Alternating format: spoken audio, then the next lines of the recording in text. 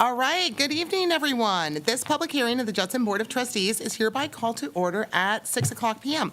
I am very pleased that you have taken the time to join us this evening. I extend to each of you a sincere welcome from the entire school board. Thank you for your interest in Judson ISD. We have established a quorum, and I will call roll. Okay, you can mark your attendance. Okay, we have 6 members present, and Ms. Lee is stuck in traffic and will be joining us very shortly. Okay.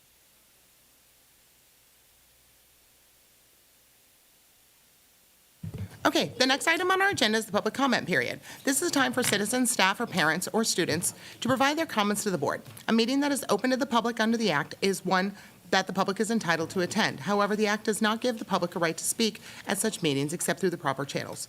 Before we begin, I'll remind our audience members of the board's procedures for handling public comments. Anyone who wanted to speak during the public comment portion of this meeting was required to sign up prior to the start of the meeting. Each public comment speaker will be allowed to speak a maximum of 3 minutes. Yielding of time to other speakers is not permitted.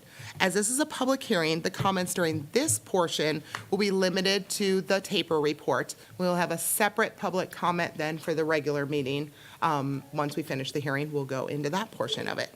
Speakers will need to keep their comments civil, courteous, and avoid using profanity. Speakers will not be allowed to discuss students who are not their own. While speakers may criticize any act, omission, policy, procedure, program, or service of the board, personal attacks or complaints about individuals will not be allowed. If you have specific complaint against an individual, I am required to stop you and direct you to seek resolution through the district grievance process. DGBA for employee complaints, FNG for parent or student complaints, and GF for community complaints. Grievance forms can be obtained at any administration office or in the central administration offices. Since this is a public hearing, there will also be questions allowed after the presentation. So once we get done with the presentation, I'll give you a little note that people could head to the microphone if you have questions also, while the board is also asking some questions. So with that in mind, we have one person who signed up for public comment on the taper. So Amelia McCannu, I'm not sure if I said your name right, ma'am. If I didn't, please correct me, but you are welcome to speak.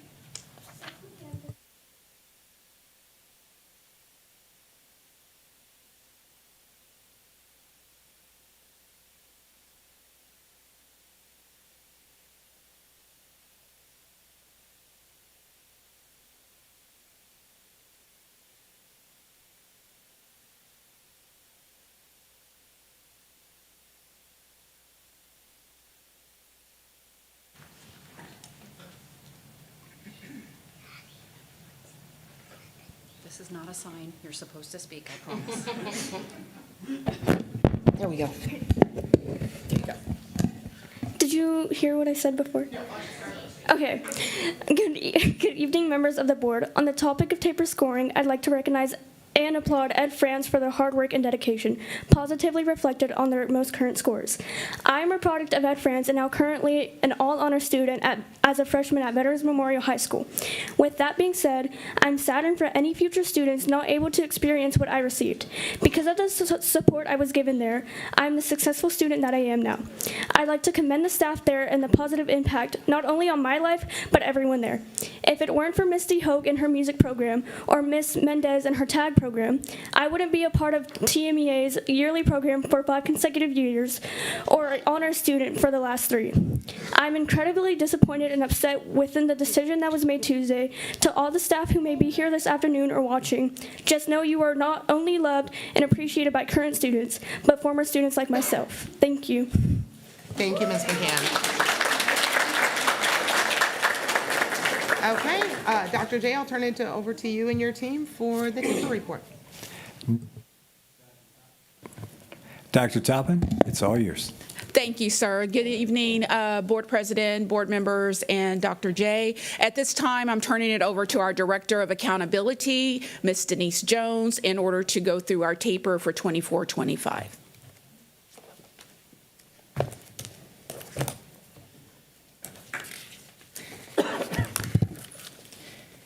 Good evening, Madam President, board members, Dr. Jacqueline Cabinet, and community members. Tonight's the required public hearing on Judson ISD's annual report for the 24-25 school year.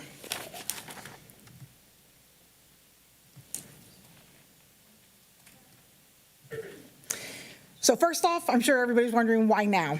So the annual report, TAPER, is the final wrap-up of last year's certified data. No surprises, just a final compilation required by the state.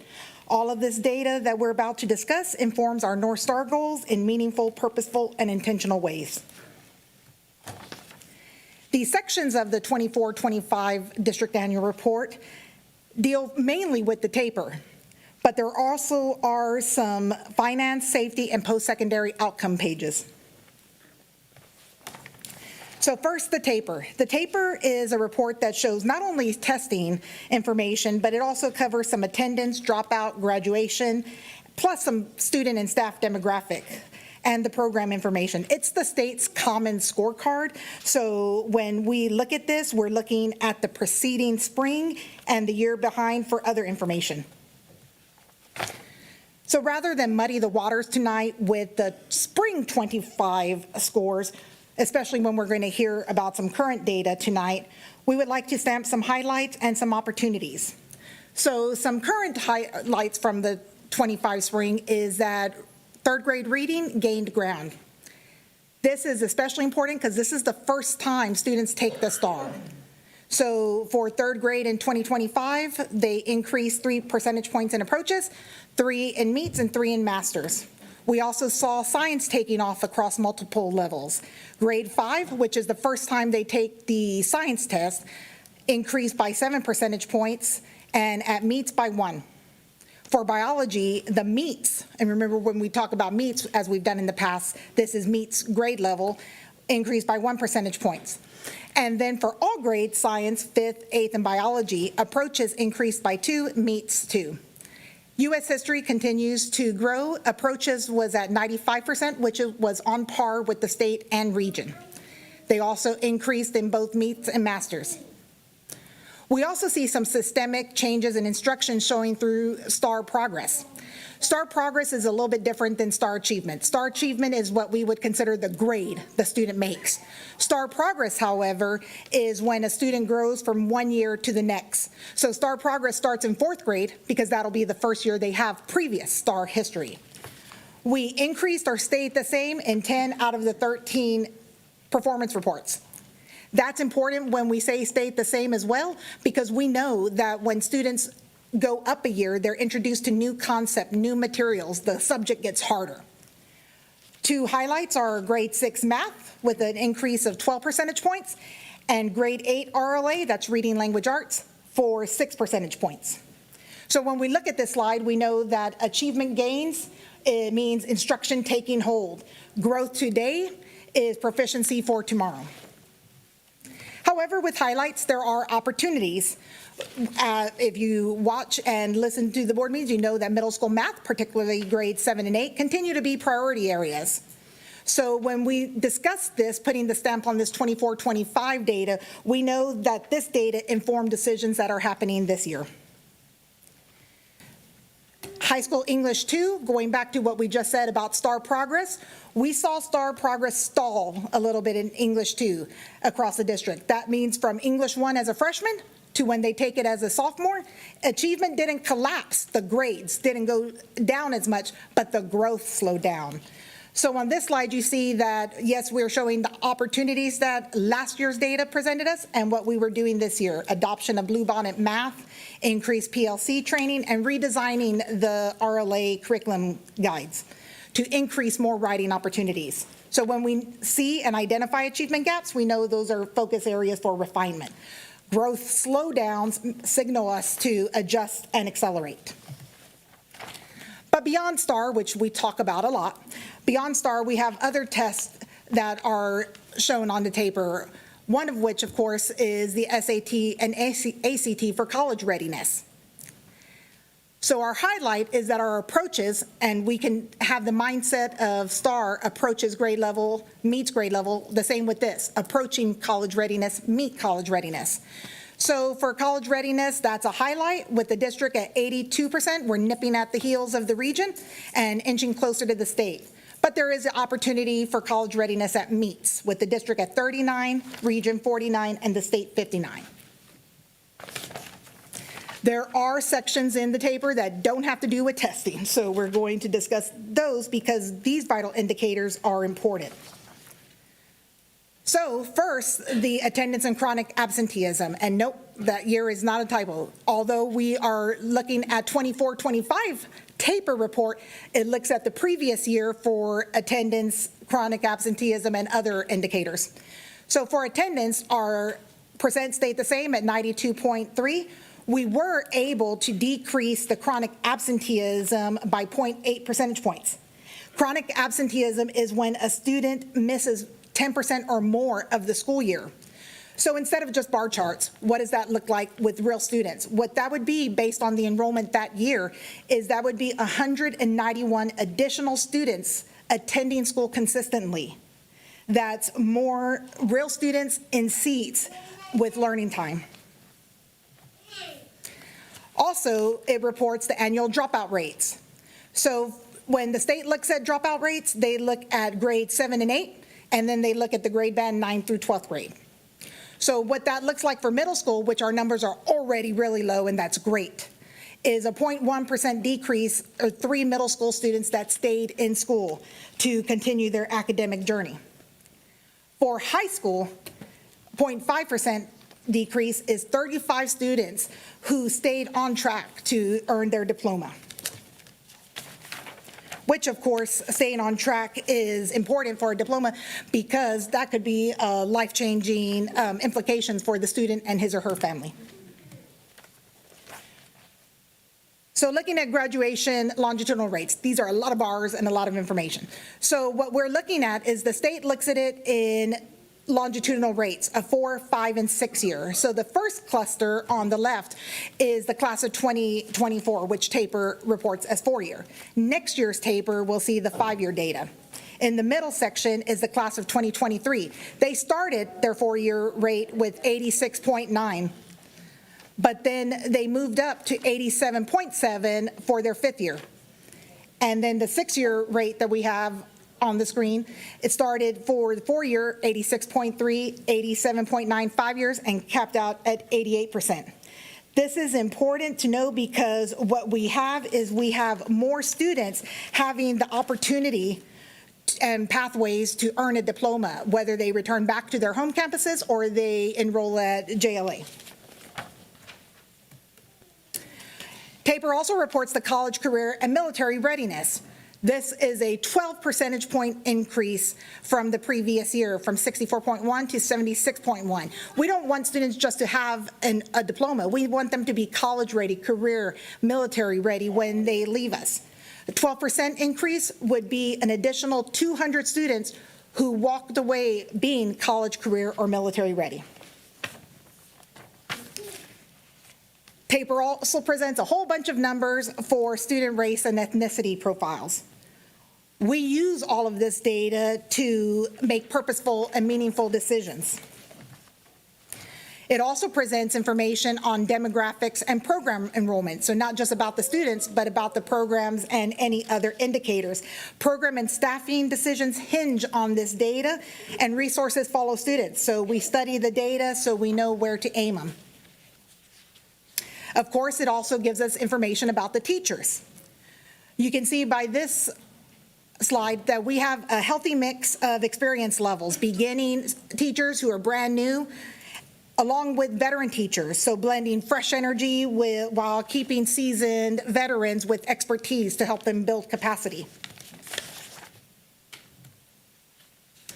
That was the taper part of the annual report. What the state also requires us to speak upon are items that we've already discussed at various board meetings. So the district PEAMS financial standards. This is something that was already presented in the fall semester. And again, past data, this is the 23-24 actual financial data. We also need to speak about our accreditation and first rating. Our accreditation just came through this month, and that's because there was that pause in accountability, and the state assigns accreditation statuses based on not only financial health, but academic. So we are an accredited district, and as presented in December, our first rating was an A for superior. Campus performance objectives. When we look at this data and we start in late May, early June, when we start getting just the early preliminary data, when we look at this data, the district and campuses all make their targets and goals from it. If you remember, it would have been all of the TAPS, TIPS, LIPS, executive summaries that we've brought to you throughout the fall semester. We also present upon the strategic scorecard, which has been ongoing. The strategic scorecard, especially priority 1, this is constant, meaningful, purposeful, and intentional continuous improvement throughout the year. You hear about the data and you see about it throughout the year, and it all is directed towards the scorecard. And this will be posted on the accountability webpage, the entire presentation, so it's just different ways to look at the data. Our meets and masters are close to the 2028 goal, but it also tells us that we need to focus on the students who are not reaching approaches yet, and it's what guides our decision-making. We're also required to report on violent and criminal incidents. This isn't every ordinary, everyday student code of conduct violations. These are dangerous items that could get you on the state's persistently dangerous list, which Judson ISD is not. So we report on this, and we see the trend that we continue to move down in these areas. The campus and district reports will be on the website again. We also speak about post-secondary enrollment. So the most recent data that the Texas Higher Education Coordinating Board provides is for the class of 2023. It looks at how many of our students are going to 4 two-year colleges and universities, or even independent colleges and universities. However, it doesn't track private universities or out-of-state institutions or military enlistment. So that's where you see that not found or not trackable. We also have it listed by campus. Oops, sorry. So progress towards HB 3 goals. Again, these are 4 purposeful goals because we know that literacy and numeracy and readiness at an early age are drivers of long-term success. These are North Stars that we use to make measurable and time-bound goals. This is, again, just another way to look at the data and ensure that we are reaching it. We celebrate the wins, like our CCMR data, and then we zero in on what needs to be worked on, like our middle school math. And then, of course, we also are required to put the TAPR glossary in. If anybody's interested in downloading all of the campus TAPRs and district, you'll have a glossary to help you understand it. It prevents confusion. It's just a way with clear terms for everybody to understand. So that was the state requirements. There are a couple of federal requirements as well. So there's a report called the Results-Driven Accountability Report. It looks at various programs, but we're required federally to speak about the special education determination status, which is currently at a level 2. The SPED department continues to work with other departments in order to move that down to a 1. At this time, it's a local plan to work on. It's not anything that we have to meet with TEA and submit any required paperwork to. And then finally, the federal report card status. It takes all of the information that we're discussing, everything from STAR, other information, including the demographics for students and teachers, and it puts it in a report card for the families. We sent that out through the family newsletter. The campuses are also sending it out through either their newsletters or email, and all of them, district and campuses, are on the website. It's multiple reports with really one purpose. Well, 2 purposes: to inform families and improve outcomes. And of course, the resources and availability of all of this is online, or you're more than welcome to ask your campus for any of the reports to print out, or you may call the ERC and we'll print out a paper copy for you to pick up. But this presentation will be available online at the district website on Monday, March 2nd. And that concludes the annual report. Okay, thanks, Denise. Yes, ma'am. Any other comments from you, Dr. J, before I go on to questions from the board or audience? No, I'd just like to say thank you to Denise. That was a very well-presented report for us, and you worked really hard, and we appreciate that hard work. You're welcome. Yeah, and maybe if we can put it on the main homepage, the link to it for the first couple weeks, that way families can go, because there were a lot of links in there with a lot of Yes, good ma'am, a lot of information and links. stuff too. So if you want to ever deep dive into finances or CCMR, then you'll have the opportunity to go into those details on our website. If there's anyone from the audience that has a question, if you want to head toward the podium, if you have one, but otherwise I'll go up and down the line of the board, and if I see anybody walk over there, then I'll jump over if you have any questions. But otherwise, Ms. Canoyer, any comments or questions? No, thank you very much for the report. Okay, Yes, ma'am. Ms. Stanford? No, but thank you. Mrs. Potteet? No, but again, thank you for the report. Mr. Macias? Yes, I do appreciate the hard work. I've watched you for years. You and your team are amazing in what you do, and all this data-driven information helps us make decisions. But obviously, I'm still, we still have work to do. We Yes, still sir. have some areas of focus, and obviously, I'm still really focused on that middle school component in terms of truly trying to get past those barriers. I've thought about this as you were doing your presentation regarding this. This is fast and furious, right? It's part of the mandate that we have to do per the state and federal guidelines. But I'm probably going to do is host town halls in my district to have a deeper dive for parents to understand the STAR data, but more importantly, what can they do to help? Because right now, that's really the crux of it all. We can do so much, and again, with such limitations from the state in funding us, I mean, we really have to be innovative in our approach, and I think this data would be helpful. So I'd encourage my colleagues to consider doing something similar, so I can start off with the PTOs, but we need to have some discussions to at least aid the campuses and eventually the district in that. So I don't know if I've seen it in my 16 years if we've done that, but I certainly feel at this time we really need the entire community behind trying to understand and then own increasing performance on their campuses. And I think this is an avenue that came to light when you made this presentation. So thank you. Yes, sir. Mrs. Jones? I don't have anything. Okay. Mrs. Lee, I'll mark Mrs. Lee arrived at 6:20, so we'll have that in the minutes. But had you written down any questions about the taper, or you, okay? So far, none. Okay. Thank you for the presentation. Yes, I'll ma'am. catch up though. Yes. I guess I just wrote down a couple comments, of course. Thank you, Denise, for everything you do all the Not a time, and keeping all these numbers and all the data straight. But,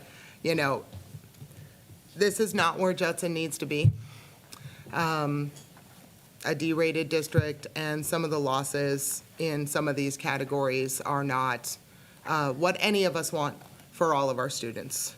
And when you look deep into the data, this isn't just a few students who were struggling or a few new teachers that were struggling or a couple of principals that were struggling. It was kind of across the entire organization last year, very system-wide.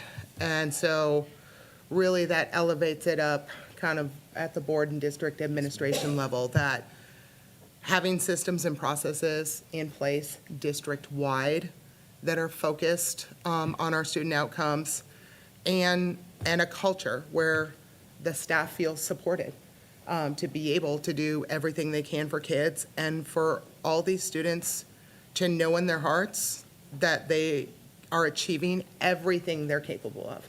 Because I don't think this grade is representative at all of the quality of students, families, teachers, principals, staff in this district. I walk these hallways, and I know they are capable of more.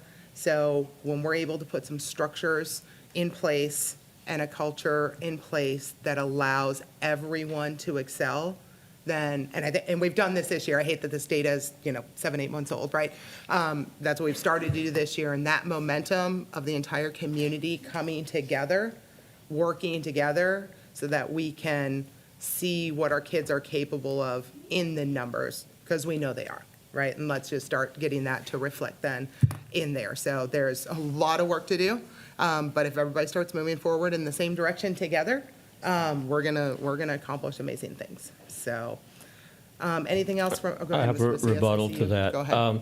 So I'm very sensitive to the fact that we are technically a D district, but numerically we're a C district, and I want that to be really something that people understand. The reason we're rated D is because we have several campuses that are under TEA's magnifying glass that need to turn around. And if we don't turn those campuses around, we're going to be in big trouble. But I do have confidence in what Dr. Fields' turnaround plan, Dr. Toppin and Dr. Saunders and staff have been aggressive about meeting the need to. When I spoke with TEA a few weeks ago, they asked me if, do you think we're going to be successful when the data comes out in August? I said, absolutely. There is no doubt in my mind, based on the work that our campuses are focused on that are under this magnifying glass, that they will turn around. So everyone is working hard, and I take that D with a little bit of insult, because the other thing the community should know is that these accountability ratings that we got years ago that were B, it's because TEA had lower benchmarks. We're a B district because the grade was lower. The benchmarks were lower. Through the years, they've risen. And so now the same B would probably be a C, or a C will now be a D, and so on. So those accountability numbers are played with by TEA in Austin. I hate that we're focused so much on testing that we're, at some point, not really educating our students about the real world. And that's a complaint I'll hear from teachers everywhere.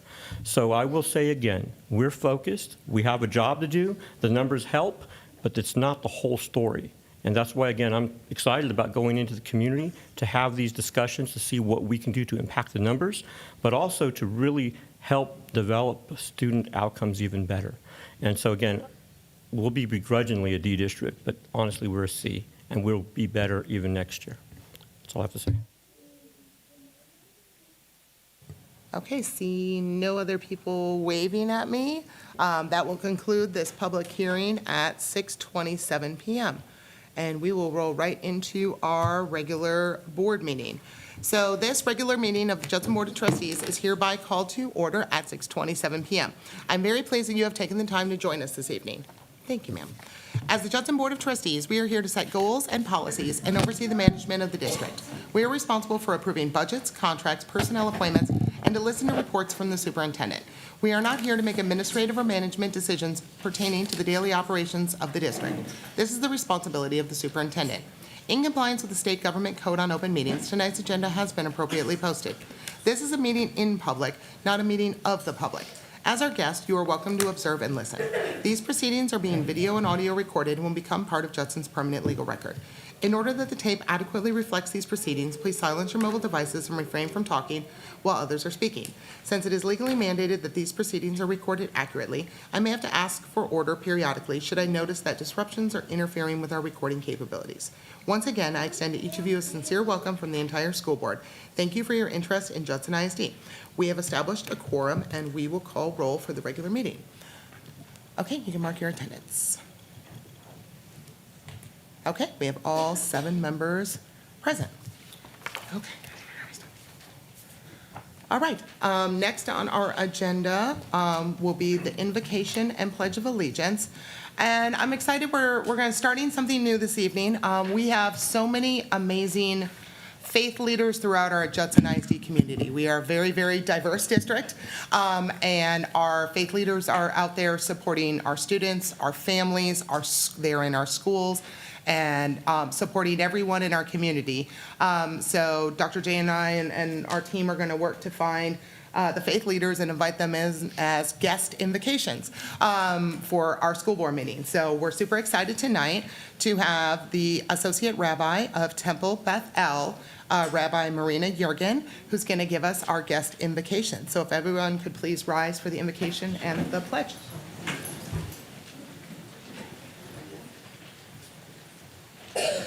Holy, what a blessing, source of wisdom and courage. We gather tonight entrusted with something precious, the education of our children. In Jewish tradition, we are taught that the world endures because of the breadth of school children learning. Their curiosity, their questions, their effort to grow, these sustain us all. A school district is never one story, and Judson is no exception. It is many stories woven together, families carrying hope and uncertainty, students with different strengths and challenges, educators and leaders shaped by varied experiences and convictions. What binds them is not sameness, but shared responsibility. This has been a tender and difficult season for this community. Emotions are real, and they deserve care.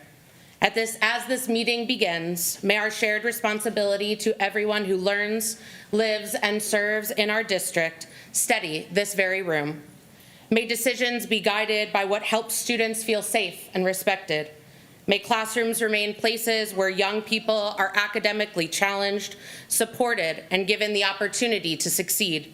And may students see in the adults around them that strong convictions can coexist with respect. Each person here carries dignity. Each voice reflects a human being worthy of care. May that awareness shape how we speak and how we listen. May the work done here strengthen this community and the generations growing within it. And together, let us say, Amen. If we could please stay standing for the presentation of the United States colors presented by the Veterans Memorial High School Army JROTC. Today's color guard is commanded by Cadet Captain Isabel Ascension, who is carrying the U.S. flag. Right guard for the U.S. flag is Cadet First Lieutenant Darren Bolds.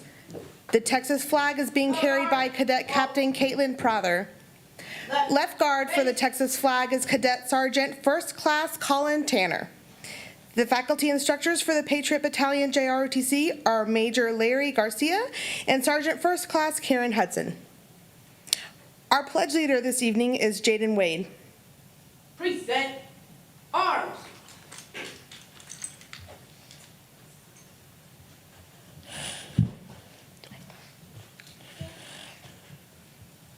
I pledge allegiance to the flag of the United States of America and to the republic for which it stands, one nation, under God, one indivisible, with liberty and justice for all.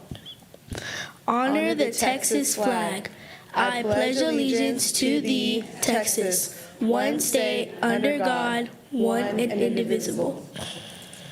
Order, arms. Ready, face. Upward, march.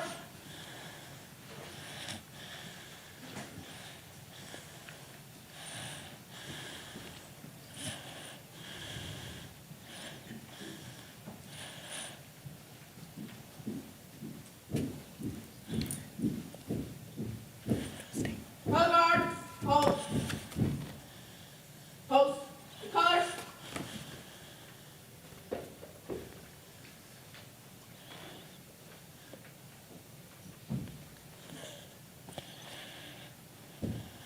Ready, face. Present arms.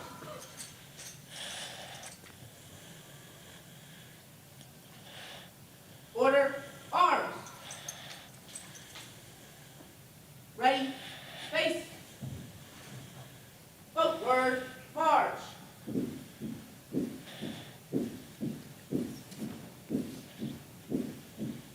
Forward, march.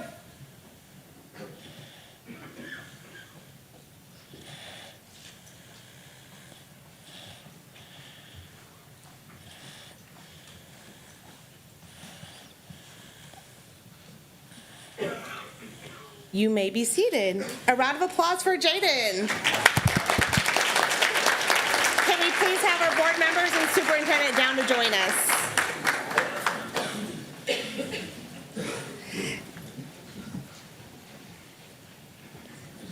Stay right there. Thank you. Jaden is a fourth grader at Escondido Elementary, an A honor roll achiever. She participates in UIL, Number Sense, and is an active member of Chef's Club. She is also part of the Gifted and Talented program, National Honor Society, and Honor Choir, demonstrating leadership, talent, and dedication across academics, service, and the arts. Thank you so much for leading us in the pledges, Jaden.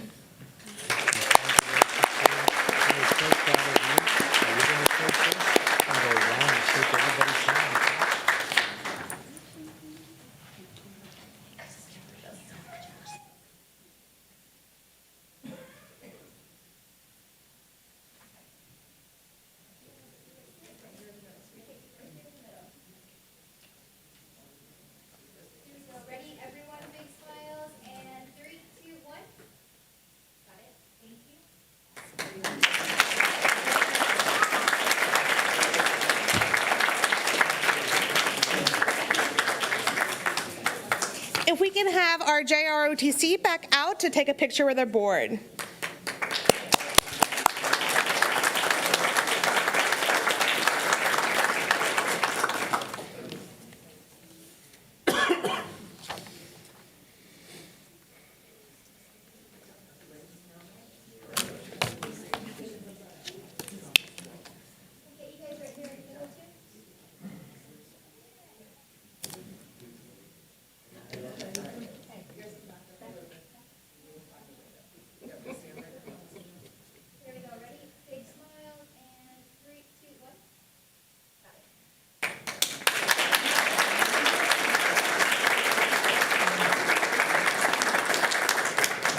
Thank you. So tonight's recognitions include many talented students and staff. To start us off, we honor the Veterans Memorial High School cheer team for their outstanding accomplishments at the NCAA National Competition. Members of the VMHS cheer team are Michaela Alva, Braylon Balderas, Jocelyn Bridges, Alessandra Dominguez, Jalen Fulton, Sky Hall, Michaela Harda, Brandy Holder, Brooklyn Lee, Braylon Rice, Corey Sauceda Rodriguez, Avery Rogers, Adeline Maldonado, Marissa Moreno, and Samantha Zuniga.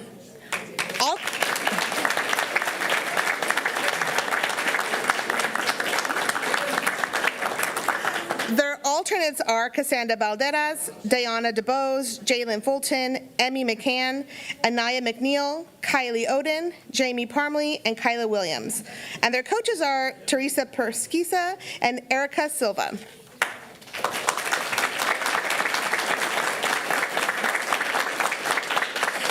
This year, the team earned 4th place in novice varsity crowd leading, small division, in an impressive achievement at one of the most competitive national cheer events in the country. This recognition reflects the team's hard work, countless hours of practice, and commitment of cheerleading excellence. Their performance showcased their athletic ability, but also their school spirit, leadership, and teamwork.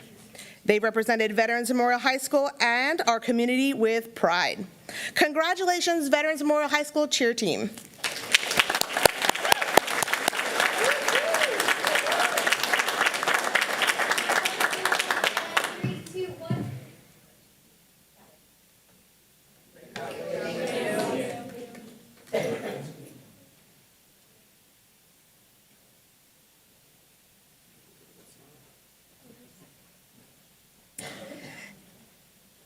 Next up, we have Wagner High School Fine Arts. This year, Wagner High School Fine Arts program has achieved an exceptional milestone.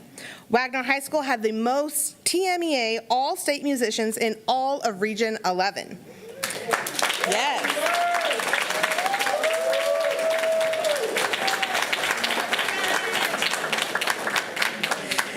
This accomplishment is a testament to the culture of excellence and artistry cultivated within our music programs. We are honored to recognize the following students: TMEA All-State 5A Symphonic Band, Francisco Vasquez III, B-flat clarinet, Jose Diaz tuba, TMEA All-State Jazz Band Ensemble 1, Fabian Salazar in bass guitar. And then leading these fantastic musicians are Director of Bands Jose Raul Perez and Assistant Directors Joseph Trevino and Raul Cisneros. And representing Wagner High School Choir, TMEA All-State Treble Choir, Carly Sorrell, Soprano 1, and Claudia Alonso, Soprano 2. Leading these talented singers are Director of Choral Activities Antoinette Harris and Assistant Director Grant Lyons.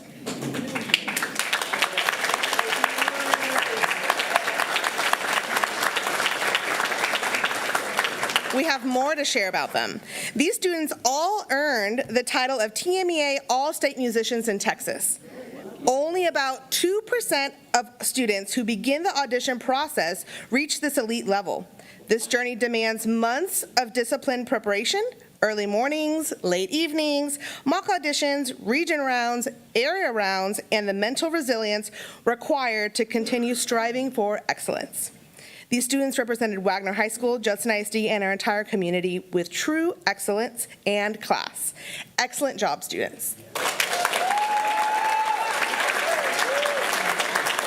Let me take a picture. Yeah.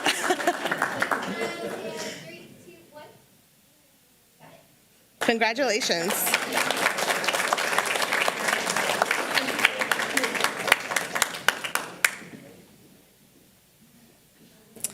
So February is Career and Technical Education Month, where we recognize the value of CTE programs in a student's educational experience and the accomplishments of CTE programs across the country.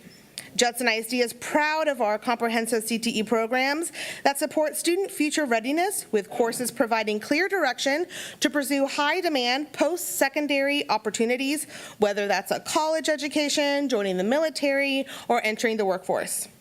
Judson ISD would like to thank our CTE district staff and all of our Judson ISD CTE teachers for all that they do every day to significantly impact our students.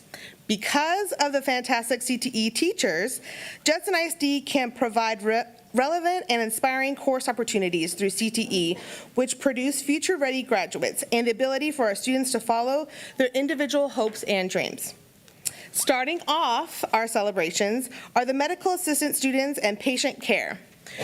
We would like to recognize these students for an important achievement. The students are Rubetta Myers, Anaya Fisher, Elias Palacios, Jordan Martin, Zariah Childers, Mariah Flores, Malaya Williams, and Miley Garza, and their teacher, Melissa Brown.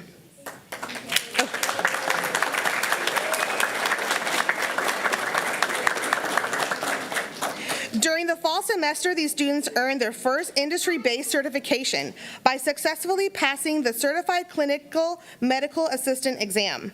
This accomplishment reflects their dedication and commitment to entering the healthcare profession with strong skills and high standards. We are so proud of your efforts and grateful for Ms. Brown, who supported them all the way. Congratulations to a newly certified clinical medical assistants.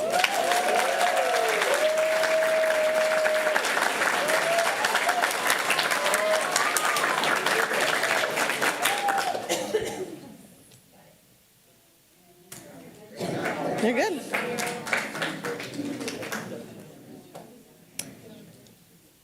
Good job, guys.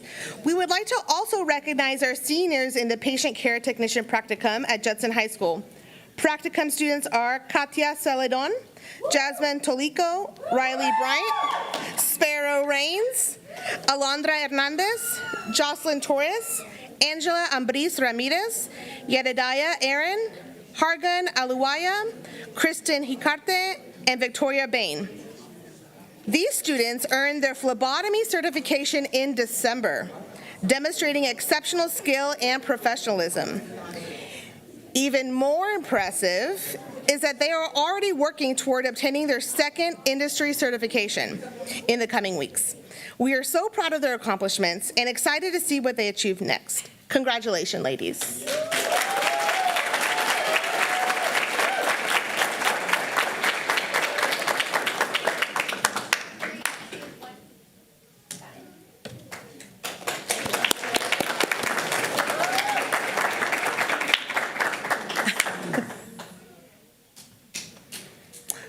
So continuing with CTE, we are so proud to recognize our dental assistant students who have successfully passed both their registered dental assistant exam and the nitrous oxide certification exam.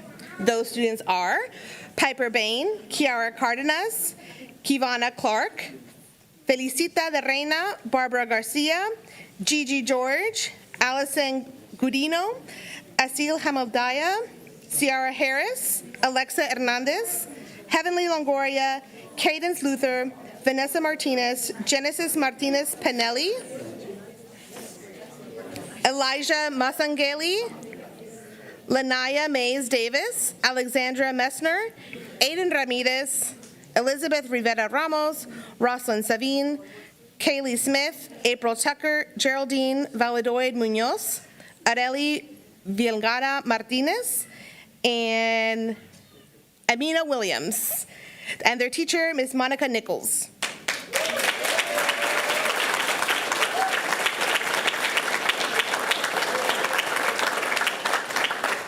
This achievement reflects months of preparation, hands-on clinical experience, and a strong commitment to the dental profession.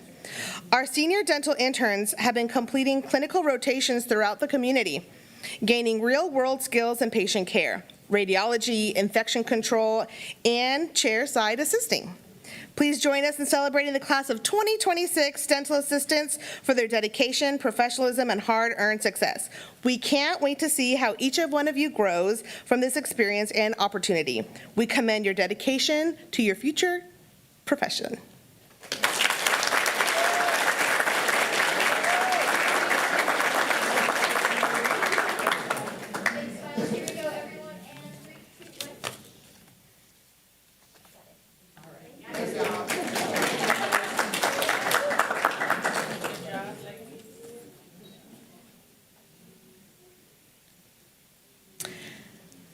Tonight, we would like to honor a couple of our key businesses who have helped our Judson ISD students excel inside and outside the classroom. Judson ISD Community Connections Award honors an organization within our Judson ISD family that makes a significant positive impact on the school community through their dedication, collaboration, and innovation. The Judson ISD Community Connection Award is being presented to University Health, Clarissa Thompson, and her team for providing internship opportunities to our medical assistant students for the last 2 years.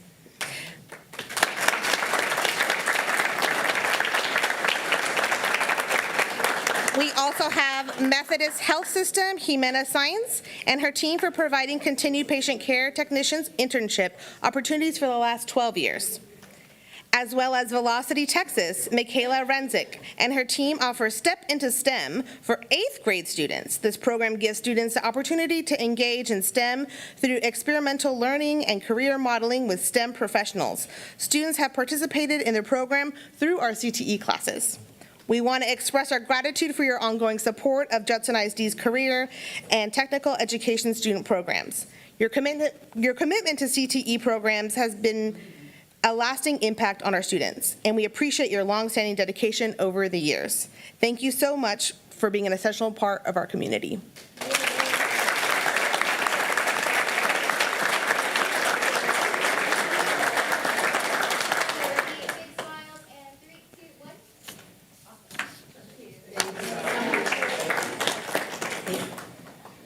So I told you guys we have a lot of recognitions tonight, and this last one is super special.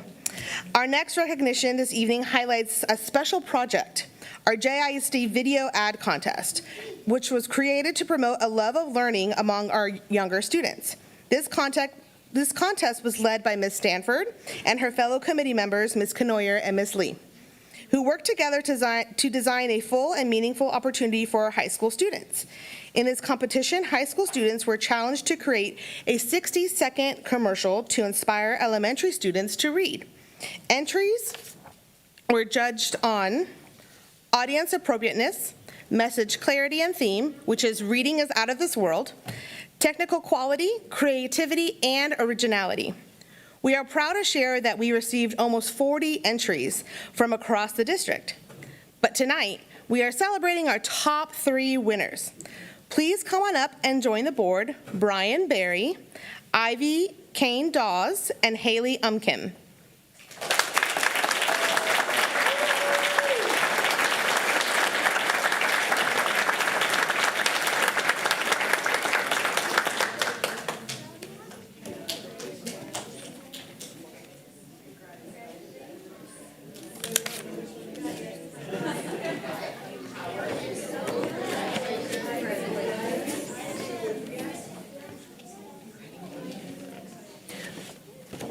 Before we begin announcing our winners, we'd like to invite Dwayne Westerman from Samco Capital to join us at the front.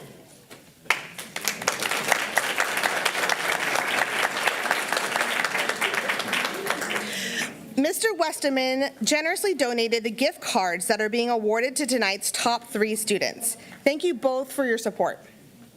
And now it's time to announce our winners. Wait, I have to get ready.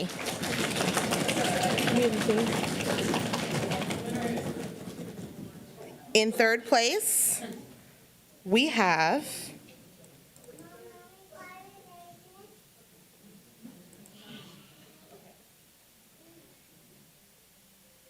Ivy Keen Dawes.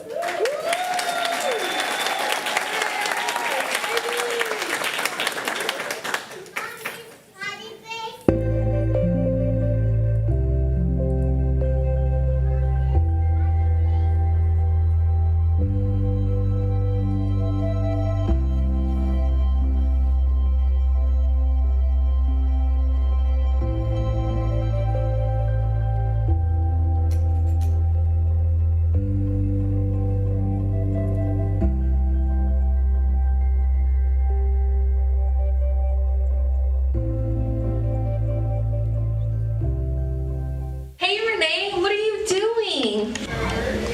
I'm reading.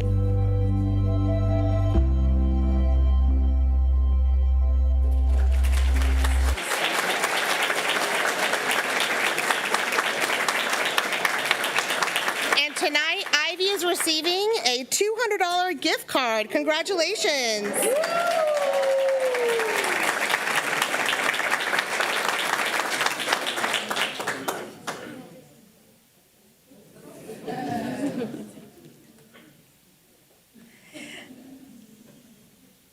Our second place winner is Haley Upton. Okay, here's your assignment.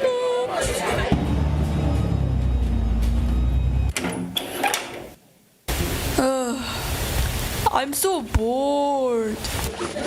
Huh? When was that there?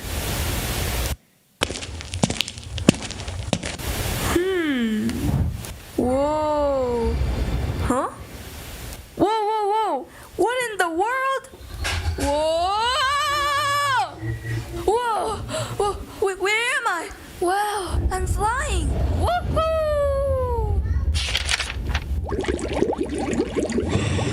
I never knew books were this fun. Huh? Run! Whoa, it's space. Huh? No, next page is dinosaurs. Whoa. Which one should I read next? Okay, here's your assignment.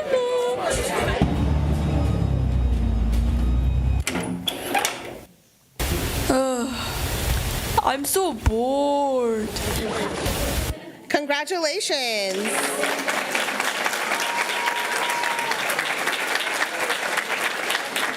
Haley will take home a $300 gift card thanks to Samco.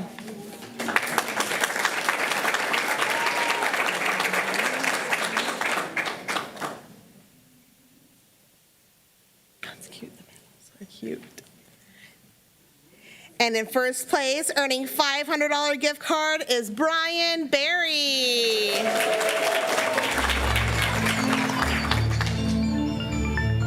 When you read a book, you don't have to see just the words. You can immerse yourself, be the story, find the joy of reading, or become the person finding the truth.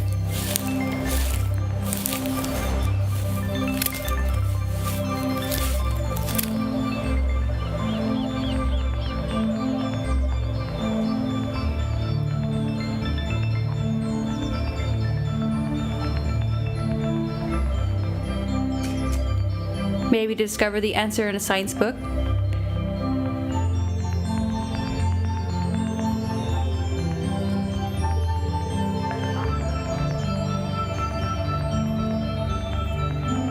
Or just let your mind wander wherever you like.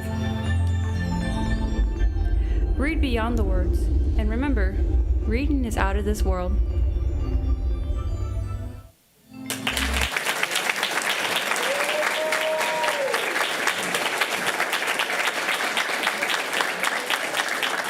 Anyone in the audience had a part in creating these fantastic videos, such as actors or support, please stand.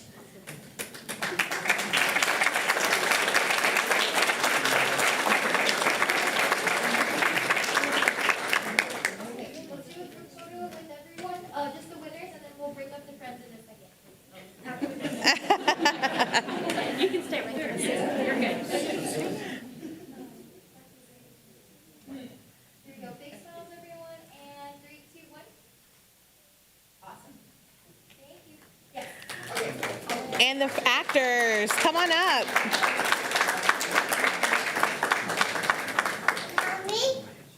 We'd also like to present a Community Connections Award to Dwayne Westerman, as her generous contribution of prizes helped inspire student participation and added an extra level of excitement to the contest. Thank you so much for your support. She wants next as well.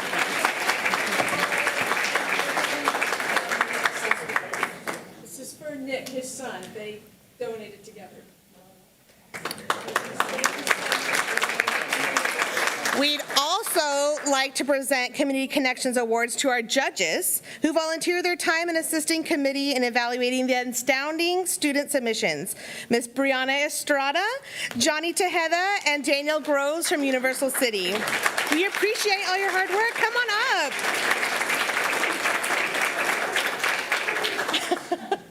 Let me get the group photo first. Here we go. Ready? Big smiles and 3, 2, 1. And now I know Ms. Stanford has a few words she'd like to say.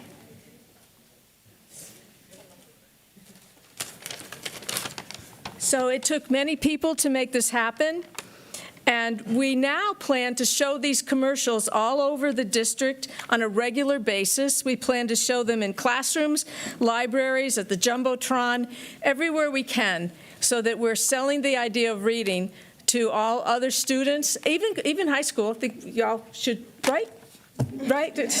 So elementary, middle school, high school. We also decided to have 3 honorable mentions because the judges were unanimous that these next 3 were the next highest scores. And we're going to go out to them personally at their schools to present them a small thank you for their participation. And their names are Alonso Crow Calero, Robert Millay, and Anthony Ohagbu. And please forgive me if I didn't pronounce those correctly. We will go out and meet with them personally. Lastly, we have to recognize a very key person in this project who made it all work, Kim Cathy.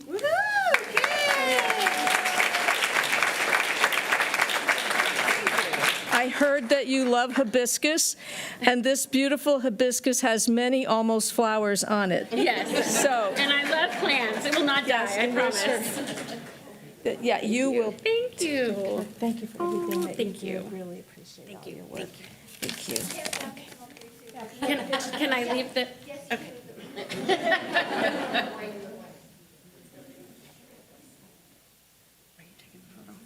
No, she gave the camera.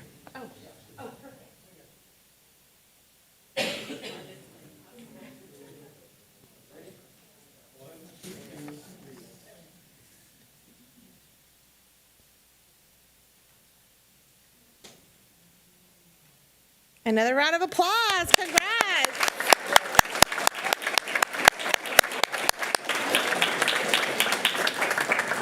And this concludes our recognitions for tonight. Thank you. Did I throw my phone at you? I did.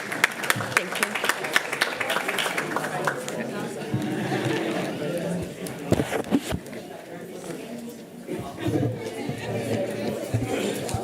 So sorry.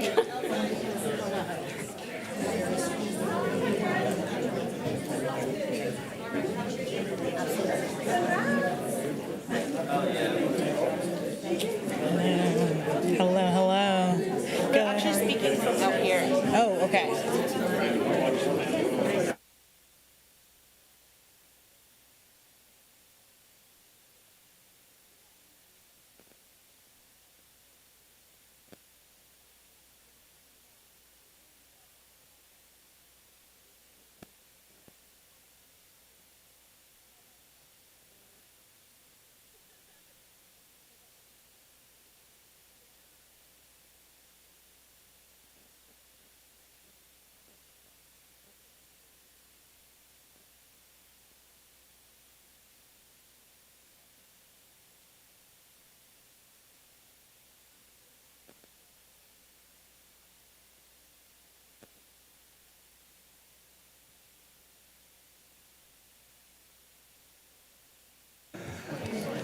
Okay, what a wonderful round of recognition. So thank you, Ms. Greathouse, and your team for organizing all of those. It's our favorite part of a meeting. All right, so the next item on our agenda is the public comment period. This is the time for citizens, staff, parents, students to provide their comments to the board. A meeting that is open to the public under the Act is one that the public is entitled to attend. However, the Act does not give the public a right to speak at such meetings except through the proper channels.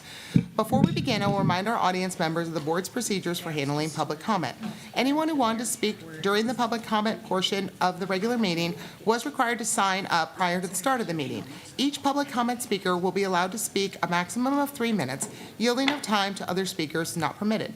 Speakers need to keep their comments civil and courteous and avoid using profanity. Speakers will not be allowed to discuss students who are not their own. While speakers may criticize any act, omission, policy, procedure, program, or service of the board, personal attacks or complaints about individuals will not be allowed.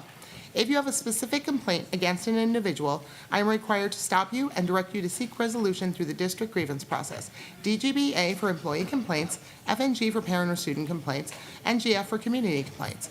Grievance forms can be obtained at any campus administration office or in the central administration offices.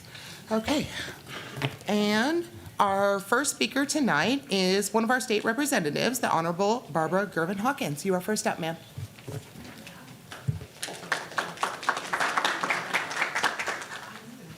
Thank you, Madam Chair and board members, and our interim superintendent, and to the public.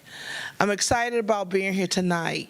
I'll tell you, Judson's got talent, and that's a fact, and that was felt. I felt like a mother again with little kids to see the success of the young people here at Judson and the things that y'all doing. So I came here tonight really to be a good listener. Okay, and to be clear on my role as a state representative. As your state representative, I'm here to help. I need y'all to lean on me in terms of working with the state. And so I want to make sure that this district gets the things that it needs to continue your success. Also on the agenda items that was presented, you know, when we look at our budget and we look at our personnel issues and we look at all the changes that are occurring, okay, I want to make sure that we have full transparency, that our community understand what's going on, and we walk them through a learning process because this is a learning institution. We know that changes are occurring across the country with students and with our school systems. And so I want to make sure that it is not just what we do, but it's the how. And that how should include transparency so that we can continue to build trust amongst our citizens and we can manage expectations. I'm proud to say this legislative session, we brought $8 billion to the districts, but I know we need more. And there's a lot more to have. But I'm going to need each and every one of you to work with me to make sure that I'm talking to the commissioner and my other colleagues about the things that you need. If we don't hear from you, we don't know what those needs are. So it is critical for y'all to share. I also want y'all to know I'm here as your advocate. As a state representative, my job is to carry the torch for you, for this district, to make sure that the state is taken in consideration. I saw those CCMR scores up. I am also a retired educator, middle school math teacher, school administrator, so I know the environment, and I love it, and I want to be that champion for y'all here. And in closing, I want to say this. Student outcomes are important. I think we know the areas that we need to work on. But I also want y'all to know you can't do it by yourself. You cannot do it by yourself. You need the community engaged. You need the parents and the students. So for me, let's make education fun again, and let's make it important to our community. So as we collectively work together, we can accomplish the student outcomes that we need. Thank you, Madam Chair, for allowing me to speak. Thank you, ma'am. We are definitely looking forward to you working with you going into this next legislative session. We appreciate you. Okay, next up is Curtis. Is it Roeder? I'm sorry. Reuter? Okay, sorry, I couldn't read your writing. And then after you will be Mr. Scott Willis. Good evening and thank you. As you can tell from my shirt, my favorite group to represent are the great young ladies of the Judson Rocket volleyball team. So shout out to Coach Shea and Coach Delgado and my daughter and all of her friends on that team. But I'm here tonight to represent a different group, and that's 15 great parents, community members, and one fabulous JECA student that make up the School Health Advisory Committee. And so item 6, I think it's F, down there is about purchasing big decisions for our middle school health classes. It's important that we get that done today because we need to train our middle school health teachers to be able to provide that in their classrooms this school year in order to be in compliance with the state regulations. So that curriculum was sent down to the SHAC for our consideration. We met in January, had a very robust discussion of that, and we endorse the purchase of both the training and the curriculum. It was a little awkward for me because I work for Healthy Futures, which is the organization that writes this curriculum. So I abstained from the vote personally, but I know this is not a Q&A type of a time, but I'm going to hang around in case there's any questions about the deliberations, about the curriculum. I'll be here to answer anything that I can, and just thank you for your consideration. Thank you, Mr. Ritter, and to all of our parents who signed up and have been working with the SHAC. All right, next up, Mr. Scott Willis, and on deck then will be Rabbi Jurgen. Mr. Willis? Oh, did I lose Mr. Willis? He's coming? Okay. He might be out. Oh, there he is. Well, good evening, Mr. Willis. Good evening. Your time already started. I know. I'm not going to talk long. I won't use up all the air in the room. Guys, you're the leaders of this community. Act better. Every one of you look deep inside and find that sense that you realize that you're the role models of this community, and we can't have what's been going on. I'm tired of waking up in the mornings and seeing pictures out front right there from every news company, every channel talking about this district and how messed up we are. I know we're not messed up. Do we have challenges? Yes, we have challenges, but we're not messed up. But you guys have to figure out how to do this. Not here and not the way it's been going. And I'm talking to everybody on this board. I don't want anybody to feel singled out because it's a little around. I know that there are differences of opinions. I know there are all those things, but you got to look back inside. Why did you run for this job? Why did you accept it? Why are you here? We're here for the kids. Let me say that again. We're here for the kids. Not for ourselves, not for the community to look around at us and say, oh, we're a board member or whatever. We're here for kids. You guys have to act better.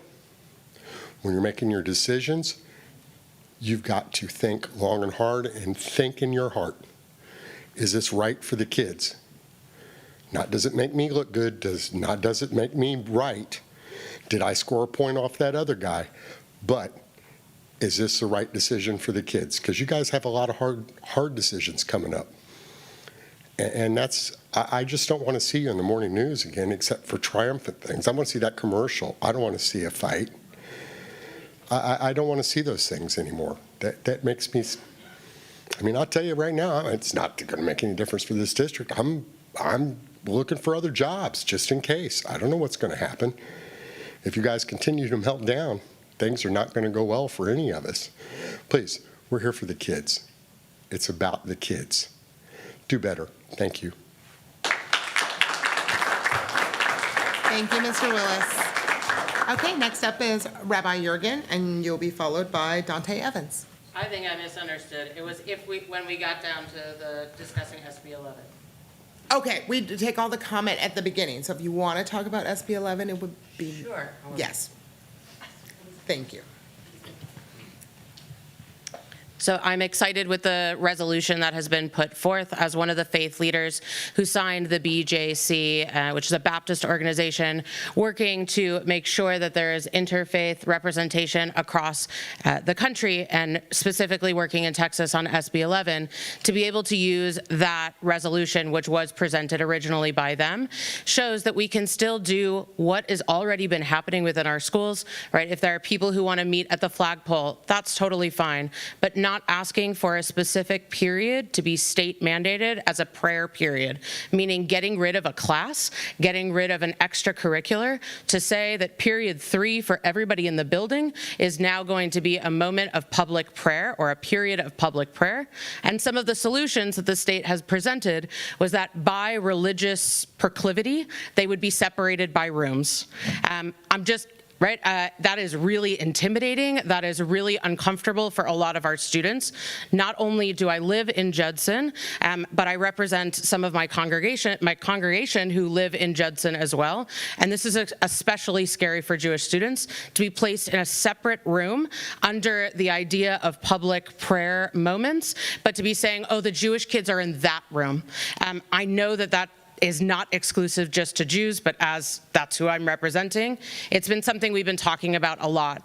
Most of the San Antonio school districts have put this down and used the same resolution that you have tonight. So I hope that that is the way that you will go, so that our students can continue to practice their faith outside of actual school public time and be able to be in safe spaces. Thank you. Thank you, Rabbi. All right, next up is Dante Evans, and will be followed by Lisa Butler.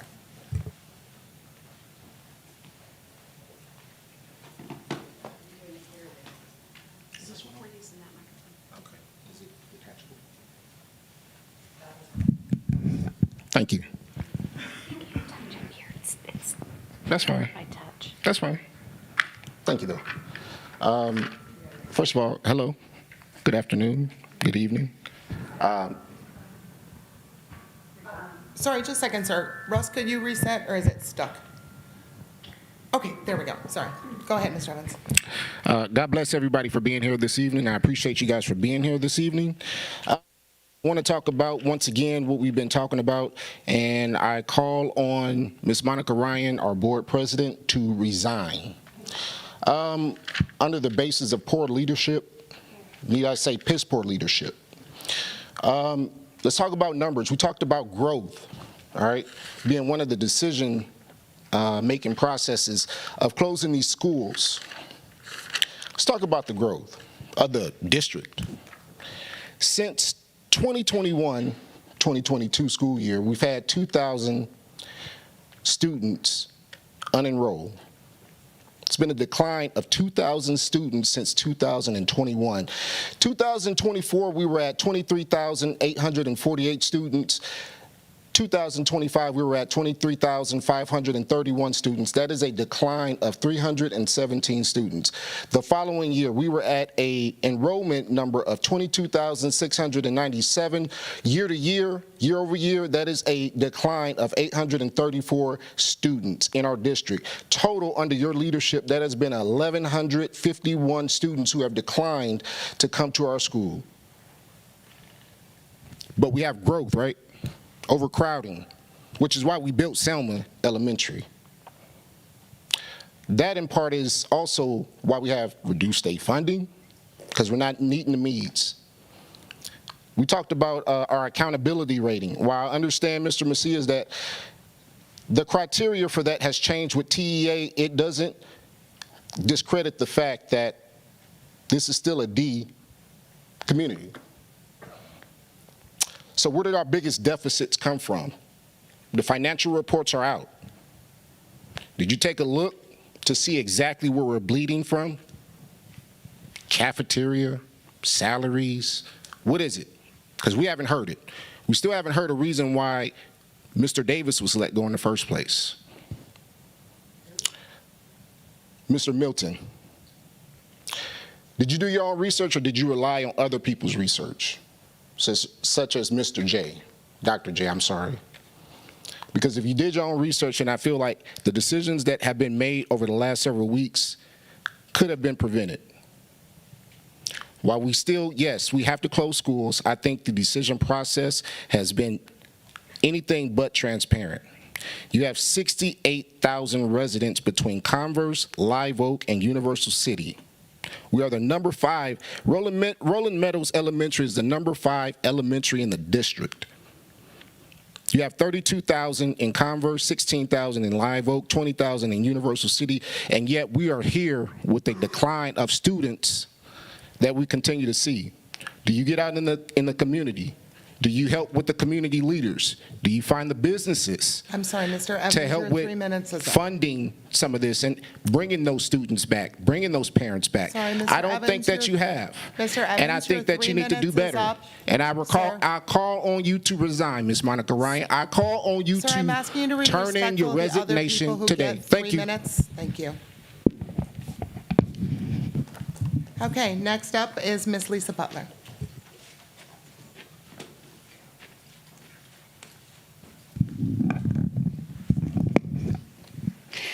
Y'all already know my disdain for this board because Deborah Eaton told me that Leslie Lee would always do the right thing. She got out there and she said to everybody, I promise y'all, I need y'all to support her because she's gonna do the right thing. You didn't. She's turning over in her grave because she realized she made a mistake. You fooled everybody. We all made a mistake, thinking that you would live up to the promises that you set forth when we voted for Ms. you. Butler, if you're going to I'm gonna personally talk about attack you a board next. member, No, I'm talking ma'am, about I'm going you. to refer you to I'm our already grievance suing policies. you. And Ma'am. it's a shame that the Judson Ma'am, ISD you're lawyers don't even personally want to attacking represent people? you. Do They you told have- you to get your own lawyer. Miss It's funny how you Butler, sit here do you have and you anything act else like that you is are not the a queen personal attack, when in ma'am? actuality you are the Ma'am, I'm devil. trying to be I'm sorry that she respectful. brought you into this circus All right. with the clowns Ma'am, your time and the is up jokers. now. But I will All tell right. you as I stand here, oh, you don't have We to are get me gonna out because stand I'm in going to recess. leave. But I will tell you, as sure as I'm here, you will be before a judge and you will be before a judge. So get your money ready because my paper is long.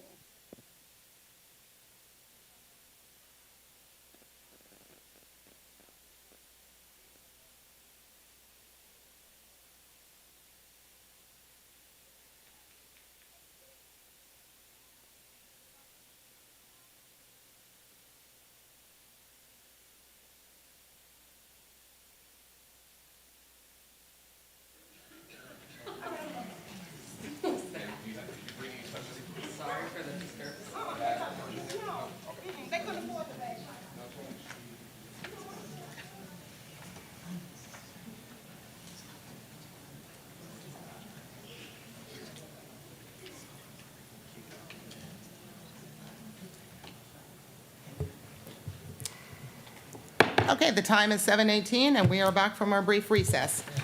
That concludes public comment, so now we'll move on to the superintendent report. Dr. Day, I'll turn it over to you. First up, bond and construction update.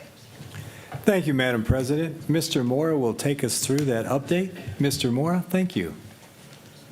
Good evening, members of the board, Madam President. I present to you the bond construction report. You will find it in your board book. I will not go over the entire thing, but I would like to make it known that over spring break, we'll be replacing 3 chillers, 2 here and 1 at Wagner's. So by the time we come back, hopefully things will be a little bit better. If you have any questions, just let me know. Okay, any questions for Mr. Mora on the construction reports? Okay, I don't see any. Thank you very much. Thank you. Okay, we'll move on then to MOI, sir. Dr. Taubman?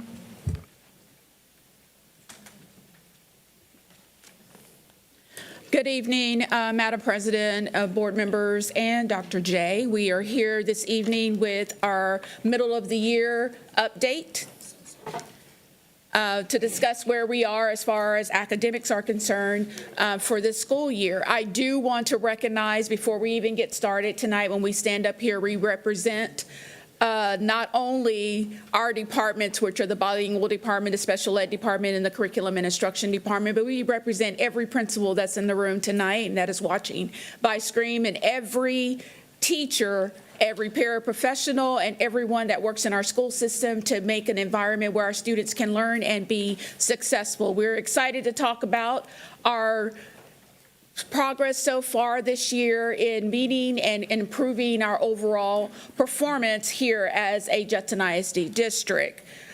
We are going to start by saying that we started with our middle of the year testing. We started that in January. We went through the whole month of January for elementary, and then the last week in January for our middle school and our high school students. So before we get started, I do want to kind of give it over to Dr. Saunders so she can walk you through on how to read the data that was sent to you last week before we start talking about where we are in our progress. Thank you, ma'am. So you guys, we printed off some items that were already in board book for you and then kind of gave you some one-pagers, and we're going to reference those. It's just a document for you to use should you need any clarification or have questions. But by all means, if there's something that we need to clarify as we go through, if you'll just kind of make a note, we'll be more than happy to answer any questions at the end. So as we get started, just a reminder, NWEA actually reports data to us in 3 different ways. It will report data with an achievement measure. It will also report data as a growth measure. And then, of course, we have a STAR proficiency report, which will give us a nod as to how students are doing MOY, how they would do at the end of the year if they were to take the STAR test.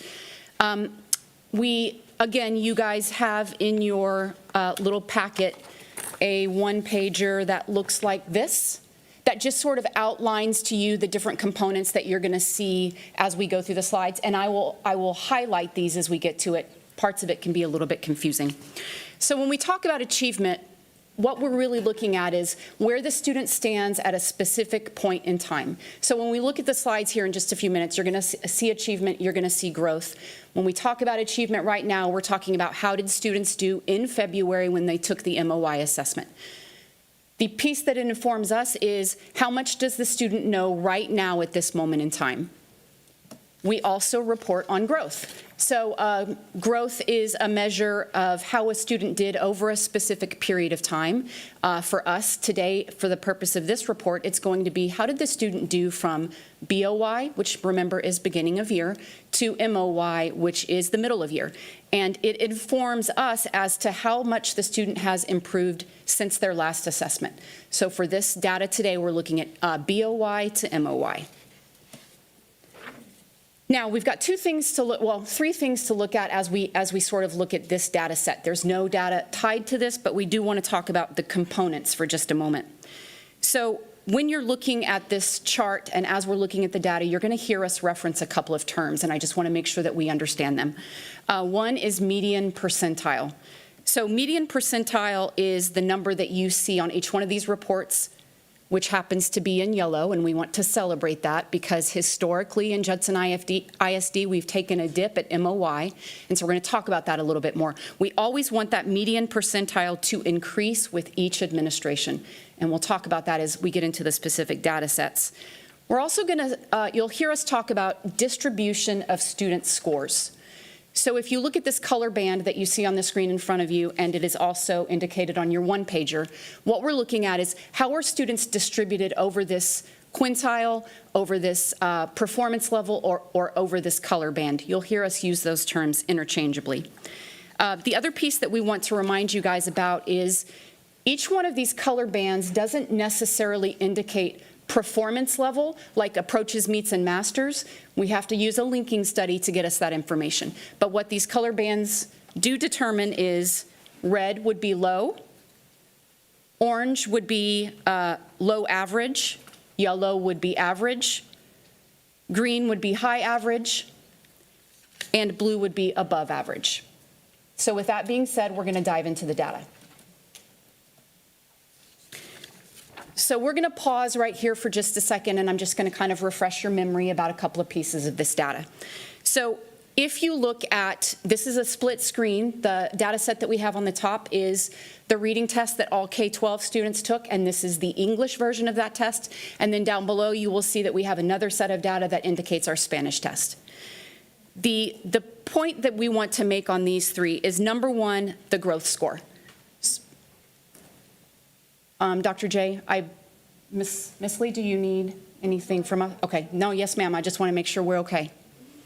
As we look at the growth, you'll notice it reads a 54th percentile.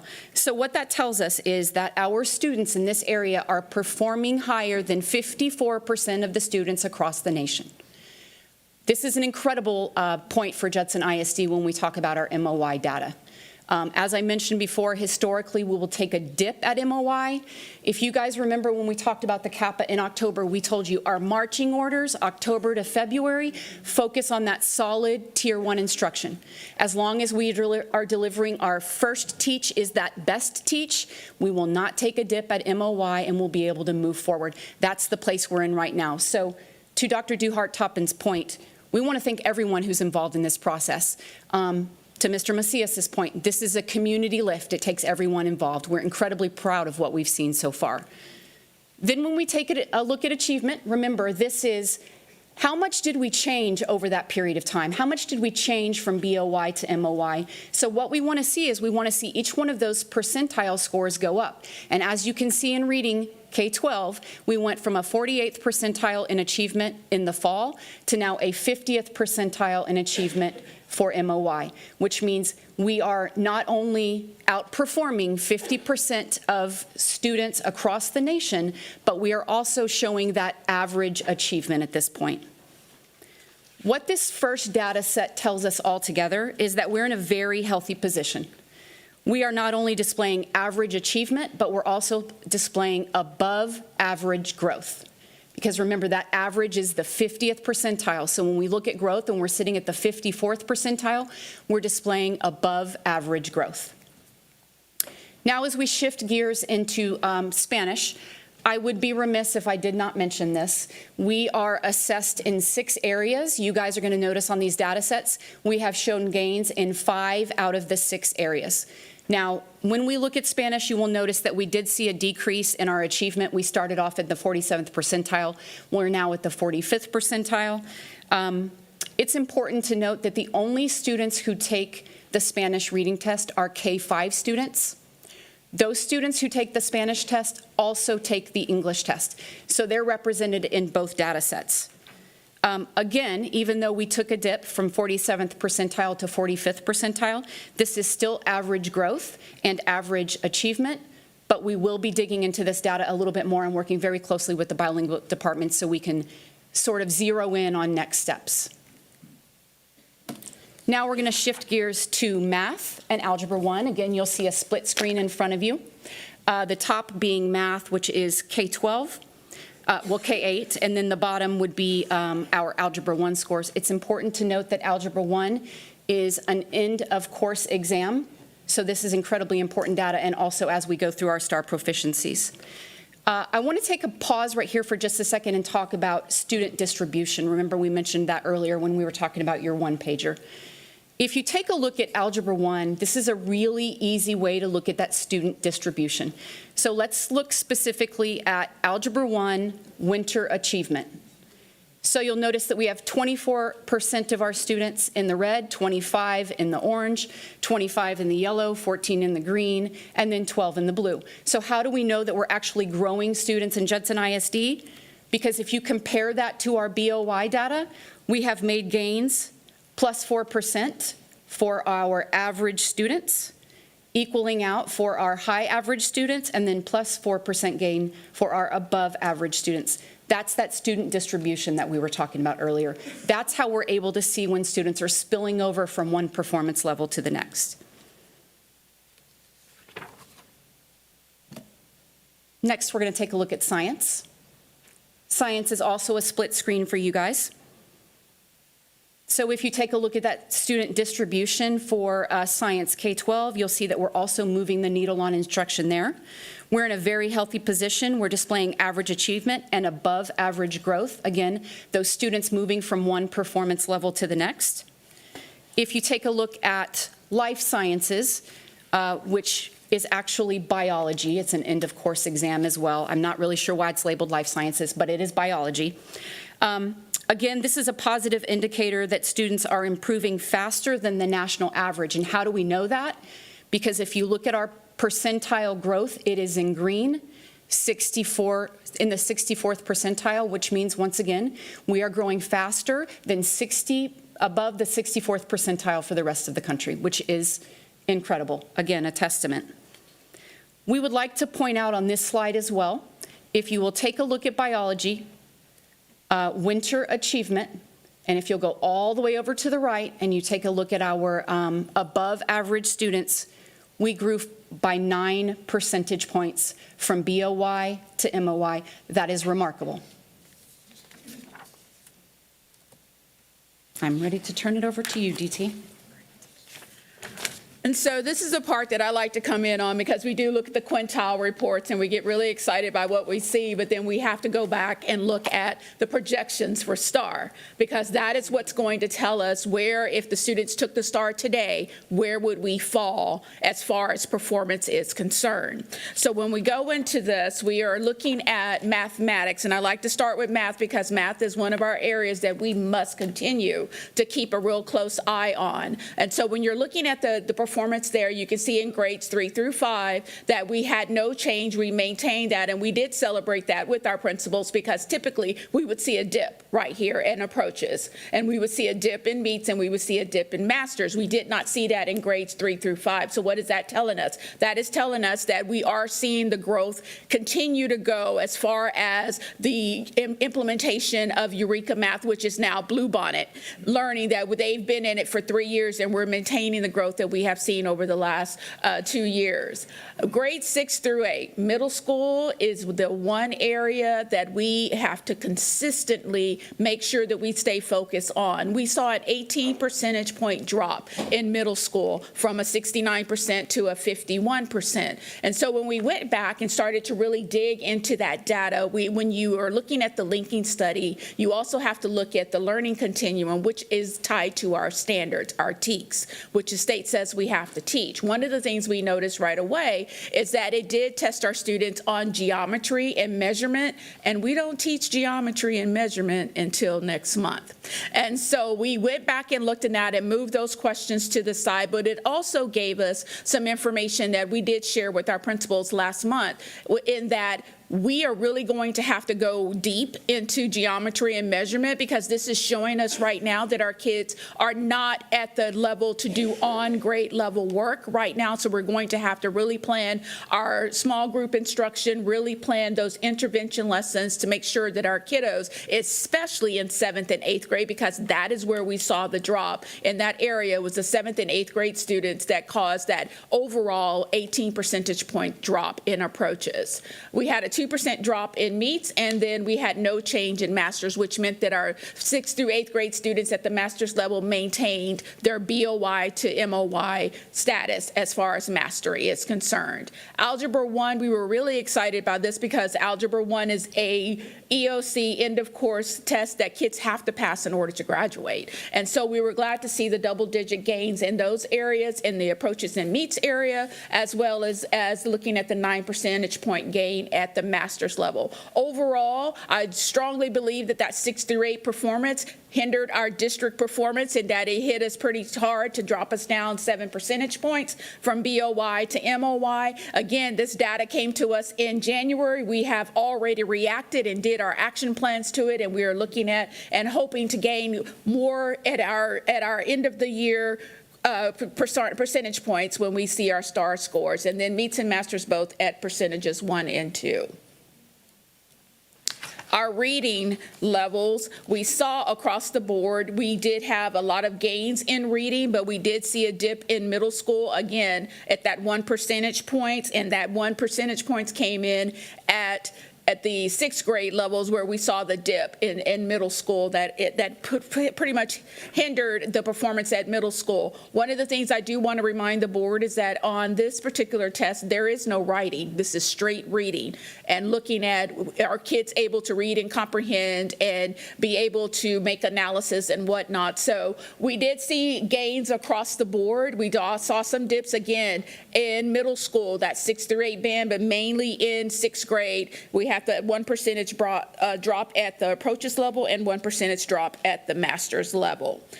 English 2. Now, English 2, again, is the second year that they have taken this test. That's coming from English 1 to English 2. It gets a little bit harder in English 2, so we did see a dip in the meets category and the master's category. In digging through, looking at what caused us to dip in those areas, it was inferencing, which is something, if you've been in education for any length of time, in reading, a teacher of reading, you know that that is one of the areas that our students continue to struggle, and it's because the answer is not where you can just go into the text and just pick it out. You have to make an inference. You have to make a guess based on the answers and the context that is around there, and a lot of our students still struggle in that area. So we are already looking, we already looked at that data all the way back. We saw it in the semester exam data, and then we saw it again in the MOY data. We've already put plans in place to address it. Our science scores, we looked green across the board with science. We were excited about fifth grade because fifth grade is typically where we see a huge dip in science, because people say science is not taught in elementary until they get in fifth grade, but it is taught. It's just that in fifth grade is the only place where it is tested, but we did see percentage gains in that area there. We saw no change, which was something to celebrate in eighth grade, because we typically see a dip right here. Do we have work to do? Yes, 52% is not where we want to be at the end of this year. And then biology is usually one of the areas that we perform well in science, is at the high school, because we're looking at 9th and 10th graders taking biology at that time. So at this time, we're going to talk about our district goals. I know we haven't talked about the strategic scorecard for a while, but we wanted to bring it back to your attention. Thank you, ma'am. So within the documentation that we gave you guys earlier, we had the one-pager that helped you kind of navigate those charts. Then we also gave you the, you'll see like a 4-square there. Those are our goals through 2028 by the 4 content area. We also gave you guys, and this was in your board book as well, a sheet that we called Bold Moves. So as we kind of talk about strategic planning, and Dr. Duhart-Toppin mentioned that earlier, it just gives you guys like a snapshot of what we have done October through February as far as those bold moves are concerned. And once we're finished, if you have any specific questions about that, we'll be more than happy to update you. It is important to note that we have also adjusted some of those bold moves, as we're calling them. So we'll give you guys an update next week in Friday notes. So the first one that we have is math, and as you can see, our MOY data there, 63% at approaches, 31% meets, and 8% masters. Our 2026 goal, we are definitely trending in the right direction, and we believe that this goal is absolutely attainable. Next, we have reading. I do want to reiterate what Dr. Duhart-Toppin said just a few minutes ago. This does not include the writing portion of the STAR test. So when we look at this, we're looking at just the reading component, but we do address writing as well. So as you can see, again, we are definitely trending upward in reading on targets to meet our goal. We have very specific writing interventions in place, and we're continuing to focus on that solid Tier 1 instruction. Next, we have science. We are pleased with the progress that we have seen in science. Even if you go back to the report that Ms. Orozco-Jones did when we were talking about the taper, we have seen science gains year over year. We are trending upwardly. We're very impressed with where we are so far. We do want to remind the board that that science test for 5th grade is comprised of 3rd, 4th, and 5th grade TEKS. So we've really done a good job this year of making sure that we have built in that recursive review, which allows 5th grade science teachers to go back and grab some of those 3rd grade TEKS, grab some of those 4th grade TEKS. It's very hard to test on content that you learned 2 years ago. So we've really been deliberate about that. This is absolutely an attainable goal.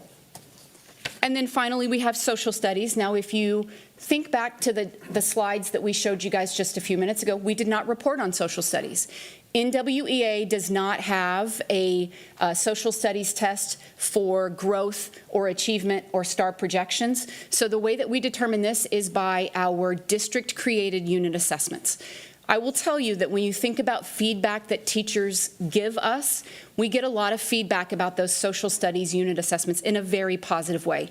This is probably the area within our curriculum department where we have the most one-on-one interface with social studies teachers. Not only do they give us feedback about the assessments, they actually help us write the assessments. We're going to close up our presentation this evening by talking about the corrective and preventive action plans that we presented to the board in October that y'all voted on. And we presented to you 4 different plans that we were going to focus on that we came up with after we got our STAR scores and saw where the district was and what we were going to do deliberately this school year. And that is what we've been tracking all throughout since June when we met with our principals in the June summit. The first one is our master schedule. One of the things that we did across the board for elementary and middle school was to deliberately put into the master schedule accelerated learning time. That is what I need time. We call it the WIN period in elementary school. And then in middle school, we call it the multi-tiered student support, which is the MTSS. What we noticed last year is that we have a lot of kids that, for whatever reason, could not stay after school, cannot come to Saturday school. So building it within the school day was a deliberate choice for us to make sure that we are going to provide the remediation and the acceleration that our students need in order to make the gains that we need them to make during the school year. We spent a lot of time in this school year and are still working on small group instruction, making sure that we are understanding that we cannot teach whole class all day long, every single day. Some students need to be pulled into a small group with the teacher to be taught or retaught material in a different way in order for them to gain the understanding that they need to gain in order for them to perform. We have embedded instructional technology into that WIN period in that MTSS period, and that is the same across all schools in our district. We've always had Mathia, we've always had Zern, but this year we added Progress Learning for grades 1 through 8 because it gave us an opportunity to not only just offer reading and math, but also science and social studies, which was an area that we did not have before. Targeted Saturday tutoring, we're really proud of this. This year we started tutoring in strategic places around the district, but we used master teachers from all over the district to come in and teach students on Saturday mornings to make sure that our elementary students were getting a little bit more support in those areas where they need to. And so all of the strategic changes that we did in the master schedule was in order to build an additional 47 to 52 minutes in the school day that we can provide intervention, support, mediation for our students before they went home for the school day to make sure that they are ready for what they're going to be facing in STAR, but also to stay on grade level. Progress monitoring is another area. We have been sending that information in our bold moves that we have sent to you, the board, in our Friday notes that we have been started to present to the board. These are our district unit assessments. We give unit assessments across grade levels, across content areas, so we can track an entire grade level, where they are, where they need interventions at. We have also used that data from those different multi-points, not only our unit assessment, but also our semester exams, the interim assessments that we've done with STAR in order to create strategic action plans that are going to address those multiple data points. We have utilized, and if you remember back when we introduced y'all to our transition plan to Blue Bonnet, we brought in a lot of different types of walkthrough tools, observation tools that we were going to be using in the classroom. In addition to that, because we also have had Region 20 and TEA in our house this year because of our turnaround schools, we are also incorporating their observation forums into our walkthrough so we can provide actionable feedback to our principals, to provide to our teachers, to impact Tier 1 instruction. And then the last thing that we have done in progress monitoring, and which I'm really proud of this year, is our data to action meetings with our principals. We pull our principals in once a month, and we look at data all the way down to the teacher, all the way down to the kid, and then come up with strategic planning on what we need to do to go back and impact how kids are performing and how instruction is being delivered at the campus level. Our professional development, we've already talked a little bit about this. We went to the trainer models with our academic trainers to make sure that we are providing job-embedded instructional support that looks the same. We talked about systematic changes. That is one of those systematic changes that we have done across our district to make sure that all of our teachers are receiving job-embedded instructional support where we have provided the PowerPoints, we provided the materials, so everything is being delivered in the same manner to all of our teachers. We have incorporated, thanks to the board approving this, a solution tree, which is professional learning communities from DeFore, and use that to create district-wide systems across our campuses on what professional learning communities need to look like. We have increased our writing instruction. We refocused on what we were doing because what we found out is that we were leaving points on the table when it came to STAR for writing. And so we figured out where in the world we were leaving those points and then went back and retrained our teachers, retrained our instructional specialists, and then went back and walked classrooms to see if that was what was being delivered, so we can make sure that our students are writing and getting those extra points that we were leaving on the table that do make a difference in their overall performance. Reading with the purpose is another thing that we looked at, because a lot of times we are testing on computers now. We are used to, when we were testing on paper, we had our highlighter out and we were marking things on paper, but now because we're testing on computers, we have found that we have to teach kids test-taking skills on computers so they can practice those same activities that they're doing on paper, they can do it on computer, and spending time and teaching those very deliberately. Bluebonnet learning in math was a very intentional part on us to make sure that we are bringing something in, what we call instructional lesson study and internalization or lesson rehearsal, so that if you go from classroom to classroom, and that was one of the comments we got from TEA and from Region 20, is that it was very nice to go from school to school, one in the morning, one in the afternoon, and see the exact same lesson being delivered in the exact same way, and that is one of the things that we really worked hard on this year. And then the last thing we want to thank the board again for paying for us, or approving that we can do the on-site coaching, because I believe that it takes more than just the teacher on the campus, the department chair on the campus, the principal on the campus. We brought in outside help to walk our classrooms, to provide actionable feedback, and to also collaboratively plan with our teachers in addition to what they were already getting from their campus-based support. And finally, I want to leave y'all with this. This is our highly qualified instructional materials. That was the CAPA that we presented to you. Again, deliberately chose to bring in a highly qualified instructional material for math, because that is one of the areas that we have been struggling with. And so our math instructional material is the same material from kinder all the way up through 9th grade with Bluebonnet learning in math, all the way through Algebra 1. Again, the transition plan, where it talked about all the systematic moves we were going to do in the district to improve our math instruction. Optional feedback is coming from the district level, from the campus level, from Carnegie Learning in math, and also from Great Minds, in addition to Region 20 and TEA, to give us optional feedback to our teachers that is actionable. And we always leave those meetings with what is the one thing we can change today that's going to make an impact in Tier 1 instruction tomorrow. And that is always the goal, that we're not trying to throw the spaghetti at the wall and hope something sticks. We're being very deliberate and very strategic about what we need to do in order to ensure that our instructional delivery is on point, and in Tier 1, that we're seeing the changes that we need to see, and that our students are growing the way we need them to grow. Thank you. All right. Thank you, CNI team. Dr. J, any additional comments before I go to board members for questions?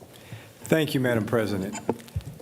Dr. Duhart-Toppins and Dr. Saunders, one of the things we talk about all the time is meaningful, intentional, and purposeful in everything we do. And it's so wonderful to continue our conversations about the academic progress, and we have lots to celebrate. We know we have a lot more work to do, but we're going in the right direction. And we also want to thank our campus principals, our teachers, our students, our support staff, our parents, for everybody buying in and knowing how committed we are to this process. But I'd like to thank both of you for such a wonderful job, and I want to thank all our principals and administrators and teachers that are in the audience, because without you, we can't create this magic, and there is a lot of magic being ready to have in the Judson ISD. So thank you very much. Thank you. All right, I'll go up and down the line. Let me start, Ms. Canoyer. Questions, comments? Thank you very much for that very thorough presentation. I know how much you care about the work you do, and it's very obvious when you get up to speak that your heart belongs to district and curriculum and students. I also want to thank all our principals and our teachers. Moving the needle is really hard, and if you haven't ever been in the classroom, you just don't know. The number of decisions that teachers make in the day would astound you. They plan their lesson, they start to deliver their lesson. During the lesson, they're monitoring, they're adjusting, they're reteaching, they're thinking about, okay, I see little Johnny over here didn't get this, I'm gonna have to pull him. They go home mentally exhausted because of the number of decisions they make. And I want to say thank you so much to all of our staff, because this is impressive data. We're making headway, and I want you to know how much I appreciate all the time, the effort, and the care that you put into our students. It means a lot to me, and I want you to know that. Thank you, Ms. Canoyer. Ms. Stanford? I'm real curious about the Saturday work that you're doing. How long have you been doing that? So we're in our second campus now. We started right after Thanksgiving, and so what we did was we put an application out to the entire elementary teaching staff and just asked if anyone was interested in helping Judson ISD as a whole.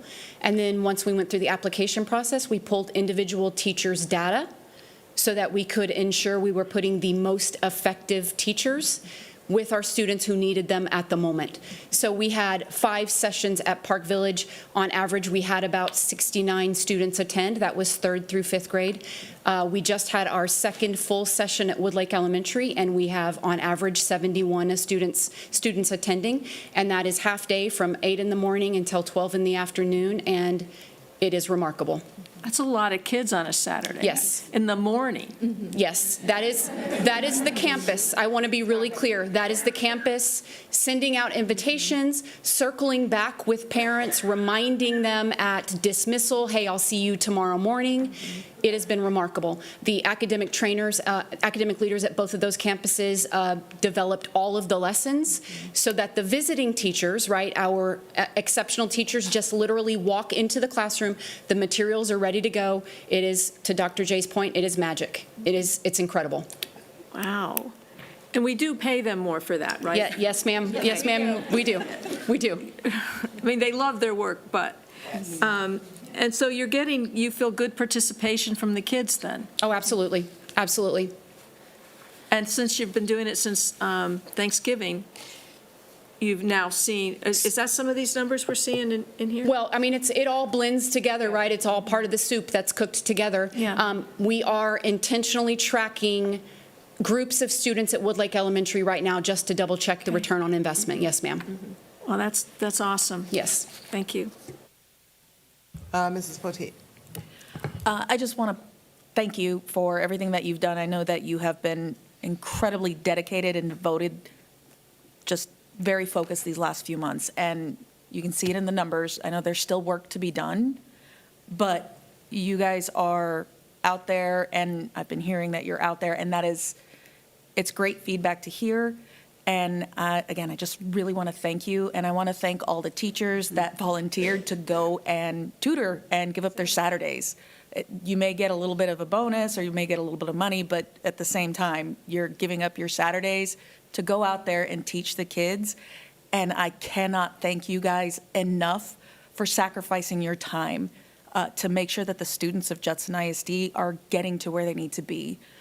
So again, to all of the teachers, thank you. To all of the administrators, all the principals, basically everybody on the campus, thank you so much. And thank you too for just pushing through all of this and getting us to where we need to be. Yes, ma'am.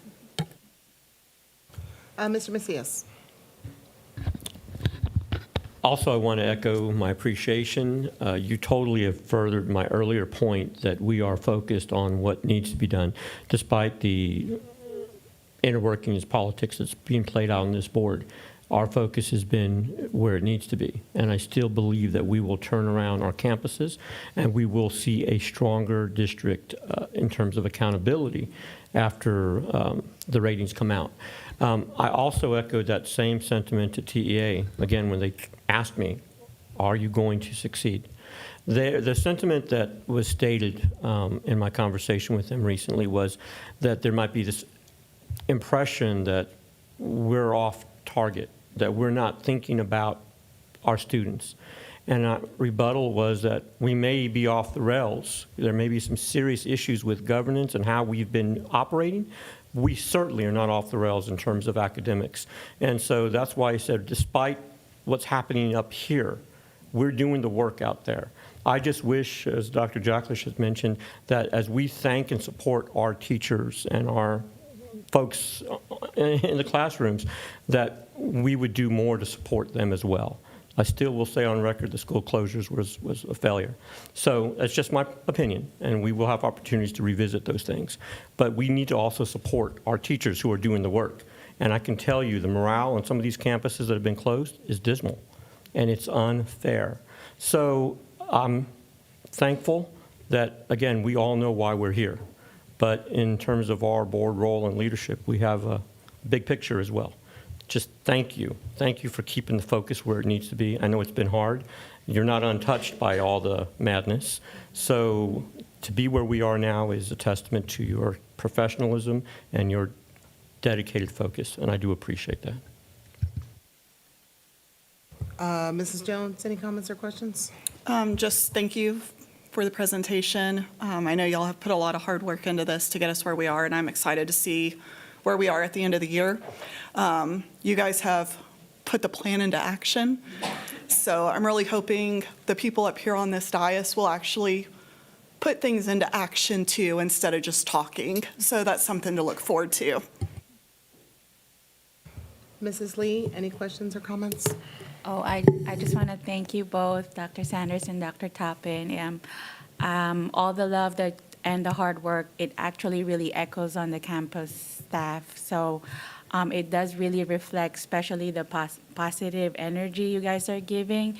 And I just want to also thank all the school, campus staff, everyone, because I know it really takes a village. Yes. It's not only a one, it's like a whole team of the school.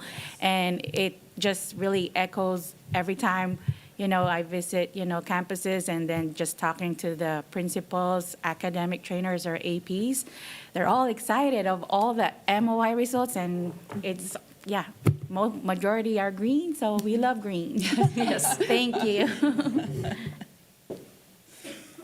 Good. I'm glad my colleagues got all the kudos there. It was obviously one of the trips I was on. I came back and I had a chance to go through a full PLC and deliberate practice and all sorts of things up in Amarillo. And so came back very excited when you see that in action, done well. You know why, if you trust the process of Bluebonnet, it does work. It just doesn't feel like that the first year and a half. I had a couple of questions in terms of our middle schoolers who are on an accelerated math curriculum and accelerated science. With NWEA, which exams are they taking? So for example, the 8th graders who are in the accelerated math, did they take the 8th grade NWEA math, or did they take algebra? They take algebra because they're going to be taking algebra at the end of the year. Okay, and then how about like the 7th graders? They'll take 8th grade because they're taking. They took the 8th grade one? Okay, all right. We're trying to prepare them for the test that they're going to have at the end of the year. No, that's perfect. I didn't want them to accidentally get enrolled in the 7th grade one, and then they're taking an 8th grade math test and it not be the same. I assume with the science kids also, any of those 8th graders in biology. Take biology. Take NWEA biology. Okay, perfect. I guess my only concern is the linkage. And I've gone back and read the NWEA linkage studies in terms of its ability to predict star performance. When we look back at last year's math numbers, and math MOI did not meet math star, right? We can't do that with reading because we were doing Amplify last year, so this is our first year doing NWEA reading, so I can't make that link either.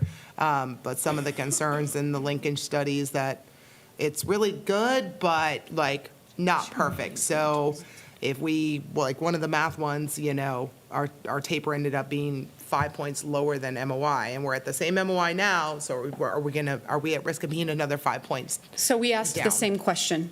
We had our NWEA representative here last week, I believe that was. They have just recently updated that linking study. So all of the correlation charts have been recently updated because we were not the only district who was asking those exact same questions. Same with new probability tables. And then those cut scores determined from the linking study are much more closely aligned to STAR, especially now that those STAR cut points are staying static for the next 2 years. So we really do feel like there's a pinpoint conversation happening with NWEA and how to make sure that we're a little bit more closely aligned. And what we will do at the end of the year is, once we have that preliminary STAR data, we'll work with Ms. Orozco-Jones and we will kind of line these two piece by piece. And at one of these academic workshops that we're talking about, I think it might be a good idea for us to take a look at campus by campus. How did they perform EOY for NWEA, and what did their actual STAR results, how closely were they aligned?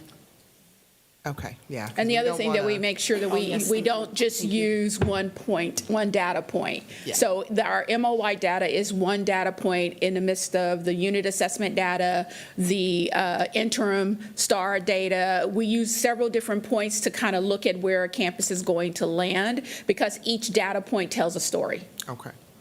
And I think the only thing I'll follow up with you, Dr. J, there was a lot more progress monitoring the board had talked about, especially down to the campus level, because we are the approval authority of TIPS and TAPS and LIPS and all these things at the campus level. So if the board is the approval authority, we should be progress monitoring at that kind of level too. And we had talked about some of the dashboards and all of that, but you and I have not had a chance to sit down with those academic acceleration plans and look at the board's role in those and some of those. So when we meet next week, let's make sure everybody's been very busy doing a lot of other things. So I think we can start some things this year, and then really next year we'll have a full year of what that looks like, all those things we do throughout a year for board visibility type things. So, but I know everybody's working their butts off on campuses. So I know we're all trying to not bother y'all in the middle of the day, because this is the heat of battle right now. So just 4 weeks to STAR, ma'am. 4 weeks to that's why STAR. I'm not coming to bother any of y'all. 20 Y'all are days. busy. 20 Y'all are days. busy working. So just keep teaching math and reading, and we'll see y'all for field day in May and all the other things when you're happy to welcome us back in, and we are not distracting you from this really, really important mission that you have going on right now. So, okay, those were the only questions that I had. Any other questions from anybody? Okay, thank you, Thank you. ladies. All right, the staffing report was in your packet. Any questions for Dr. J on, I'm sorry, I skipped intruder detection. I'm sorry, sir. Any updates from you on that? Dr. Gosh? We have only had 2 since the last board meeting, and we have no findings. Awesome, great job, campuses. Okay, any questions on the staffing and vacancy report for Dr. J? Ms. Davis? Yes, sir. For the elementary campus vacancies, we have a total of 36 vacancies, 3 professionals, 17 total teachers, and 16 paras. At the secondary level, we have a total of 30 vacancies, 1 administrator, 26 teachers, and 3 paras. That's a total between elementary and secondary, 66 total vacancies. Thank you. Okay, any questions on that from my colleagues? Okay, I'm not seeing any, so how about we talk about arbitrage? Did I say it right? I don't like that word. It just doesn't come off my tongue properly, so. That is always a fun subject, and there are some confusing words that are spread throughout the arbitrage report, so we want to clarify those for you tonight, and Ms. Davis will lead us in the presentation. Good evening, Madam President, board members, and Dr. J. This evening, I'd like to introduce you to Mr. Dwayne Westerman, which you all met earlier. He is our financial consultant and advisor. for Samco Capital, and he will be sharing an arbitrage report. He will be defining what those words mean and how that is related to our bond 2016, 2017, and bond 2022. In addition, there are some further questions asked about where do we stand with our bond financials? How much have we spent? Are we on time? And how does that impact our arbitrage? And Ms. Amanda Martinez will be assisting him with those questions.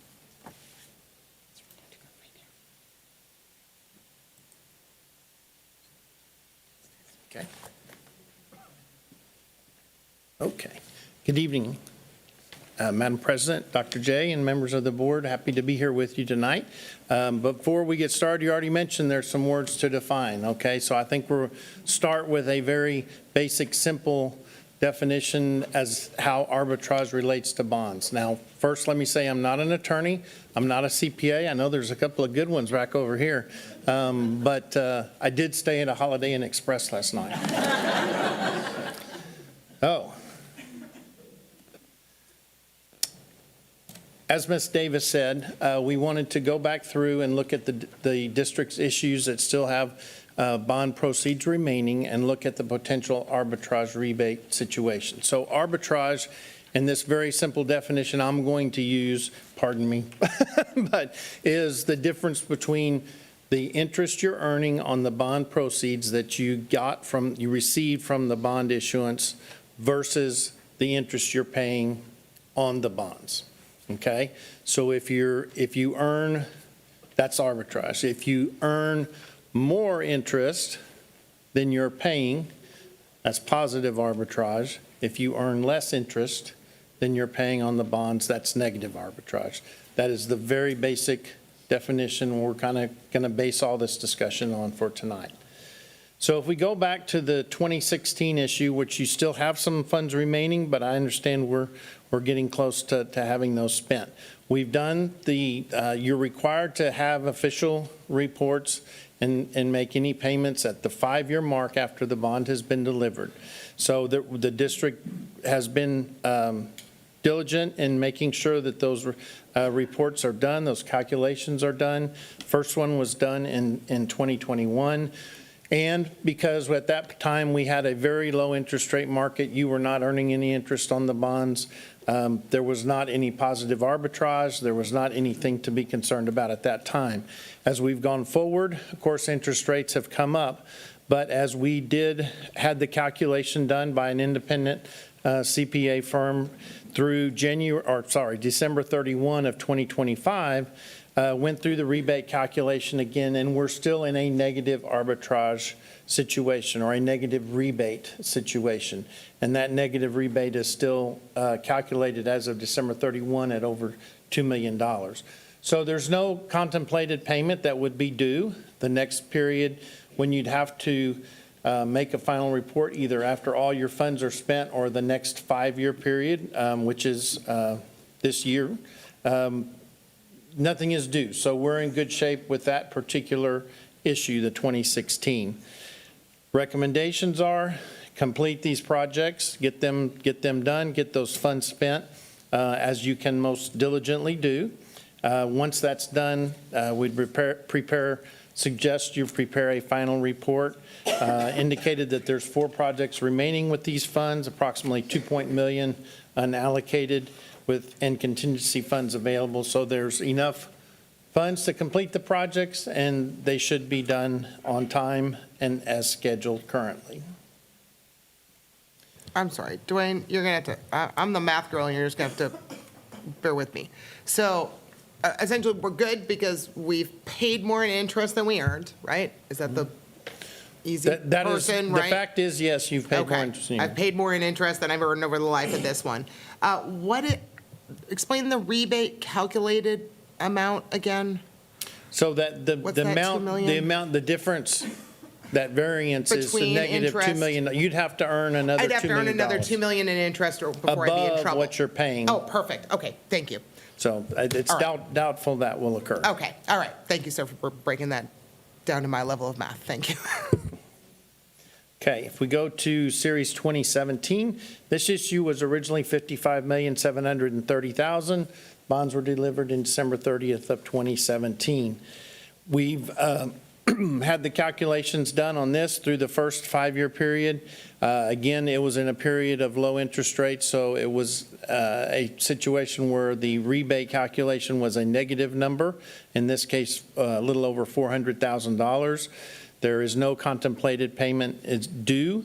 The arbitrage rate on the bond, in this case, is 2.96%. In this one, there's one project remaining, and that's, I think, the chiller that we heard about early tonight. One of the chillers, at least, that you heard about tonight that will be completed. So hopefully those funds at that point will be spent, and we can close the books on this without any rebate liability.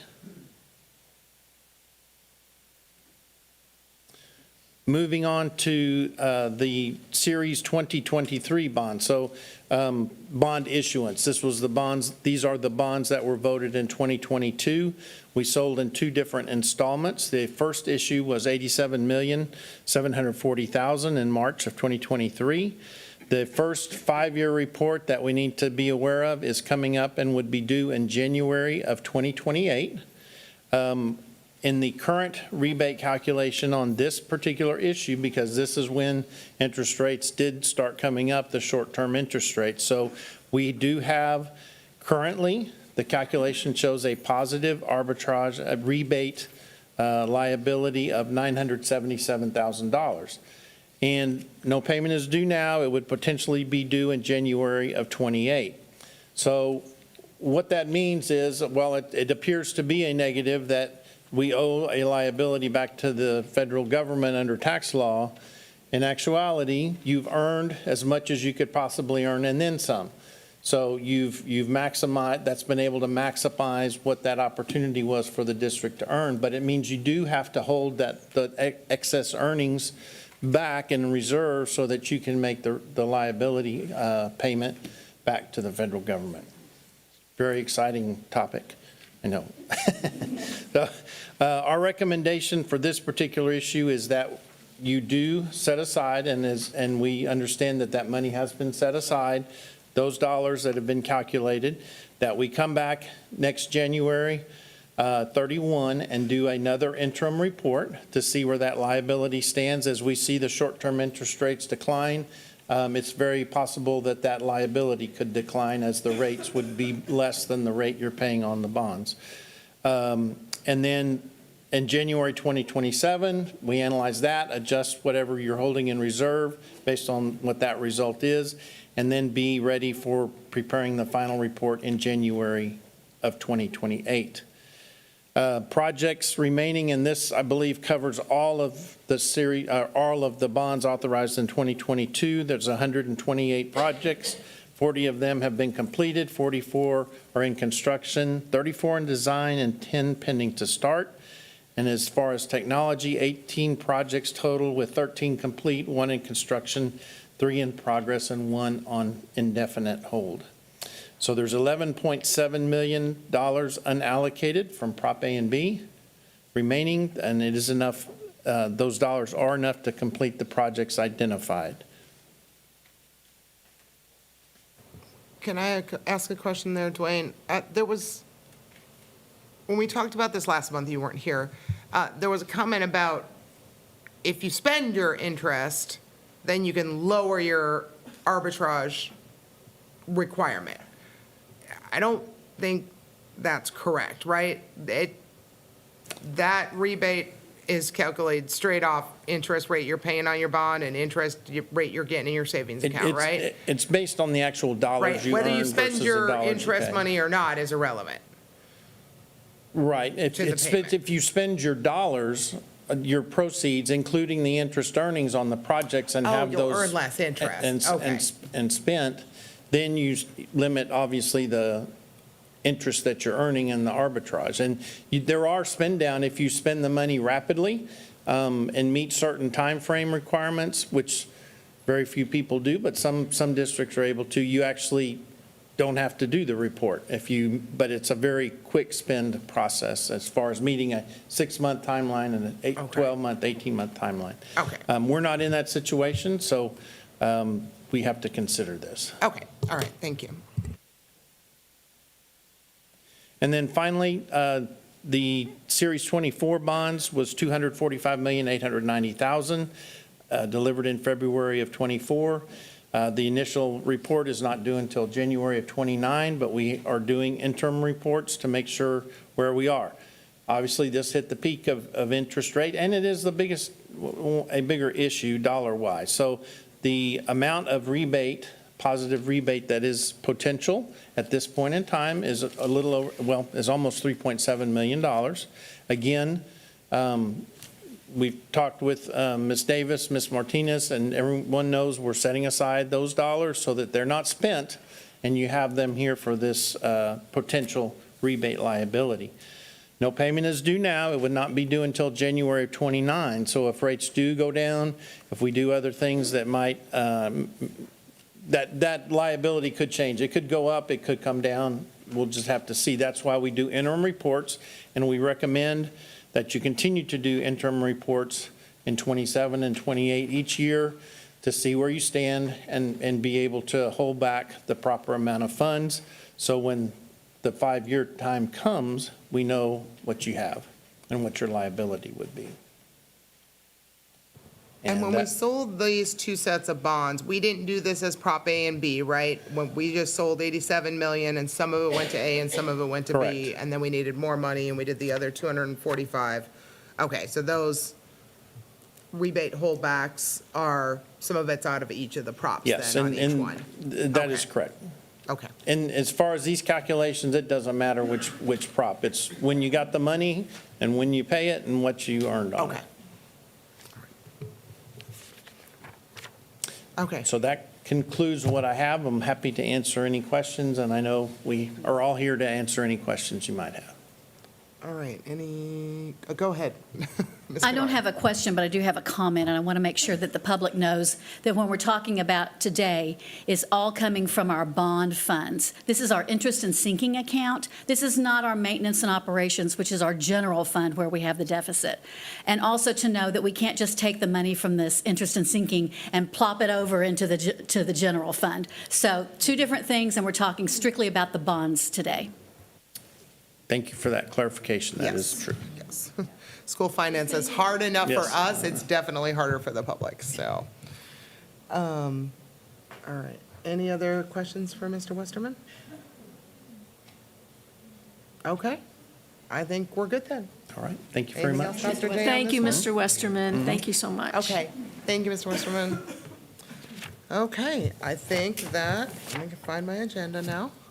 All right, that wraps up our superintendent report. All right, we will move on to our consent agenda.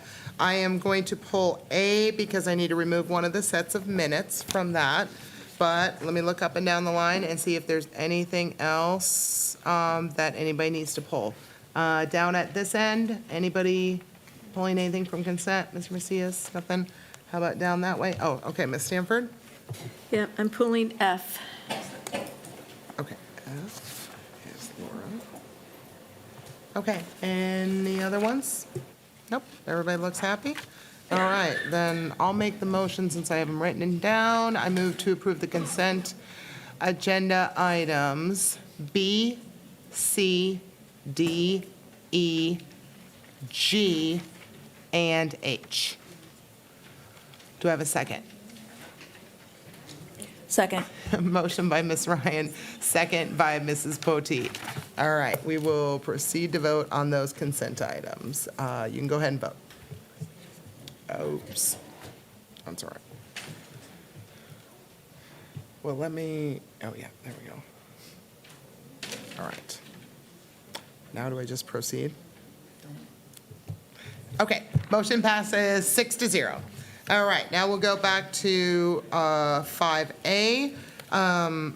The minutes for the regular meeting on January 22nd are not quite done, so I move that we approve the board minutes from the special meetings on January 10th, January 28th, February 4th, and February 9th only. Do I have a second? Second. All right, motion by Ms. Ryan, second by Ms. Potteet, and we will proceed to vote on the minutes.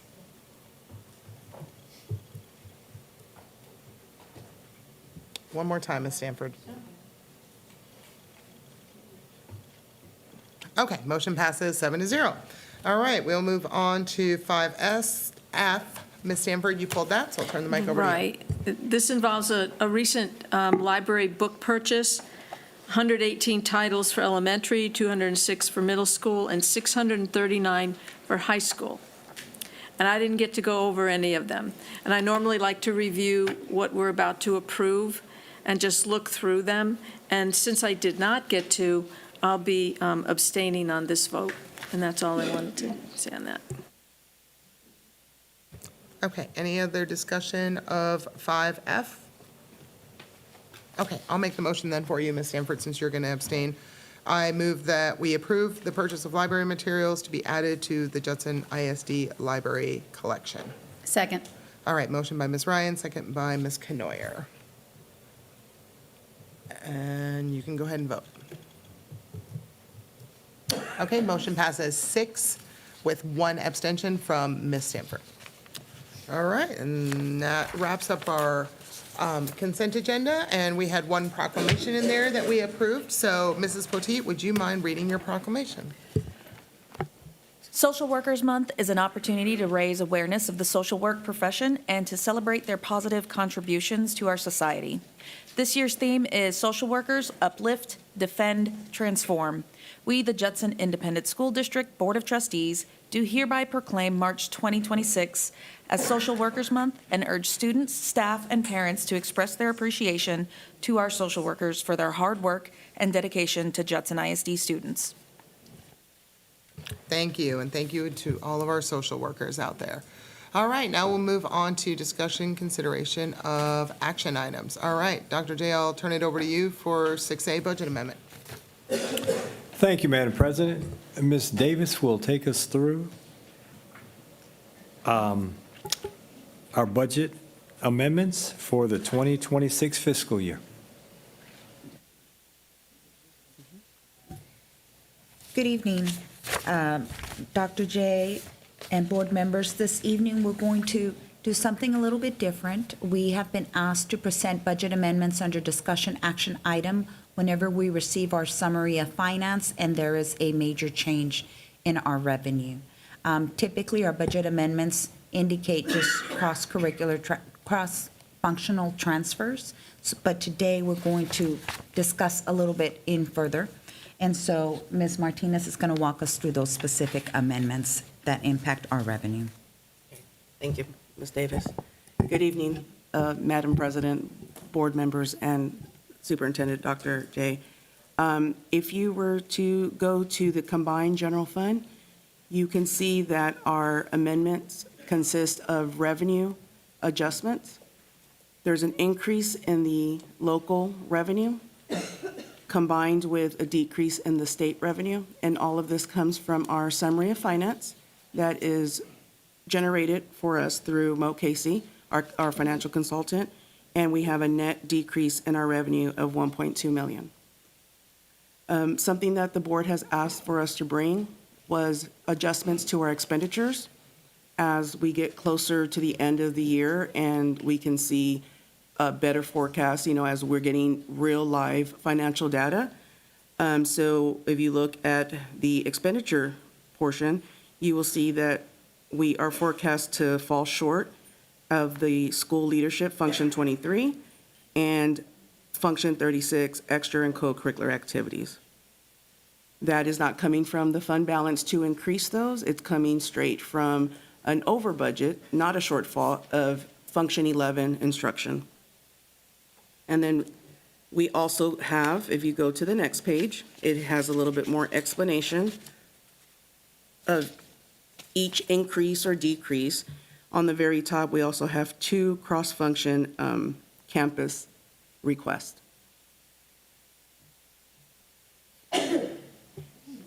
Just want to keep in mind that the budgeted deficit that you see at the very bottom where it says 37.7 million is a deficit, this is a deficit towards budget revenues and budgeted expenditure shortfall. It's not our actual forecast deficit. We do forecast that that deficit will be less than this deficit that you currently see. All right, questions from my colleagues on this one? Look down that way. Oh, go ahead, Ms. Carr. So this decrease in revenue on the state side, state program revenues, this is because of the increase in the homestead exemption? That's what's happening there? Is that partly it? This decrease combines two different items. A decrease in ADA as of the end of the third 6 weeks. It also combines the 2024 property value study. We increased it by 1.7 million because we learned from our consultants that we had a gain of 1.7.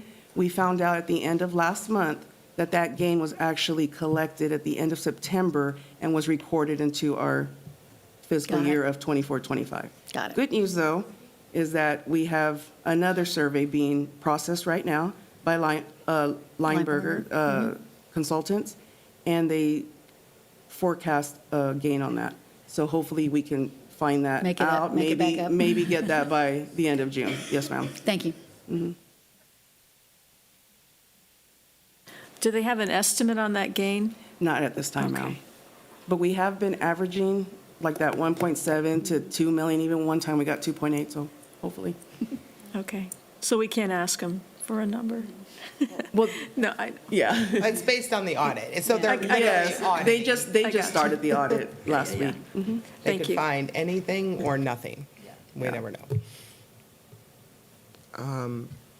I guess one follow-up on here, maybe you can follow up on the Friday notes, is if we can get an update on the self-funded. We were told there was going to be another potential 4.5 million, and I know this is like all the Thanksgiving and Christmas knee surgeries are all coming in, right now, claims, right? Everybody did that over the holidays. Yes, they're working on one right now for us. Okay. We did get one, I want to say like mid-January. Okay. And that 4.5 looks like it decreased to 3.1, which is a good Okay. thing.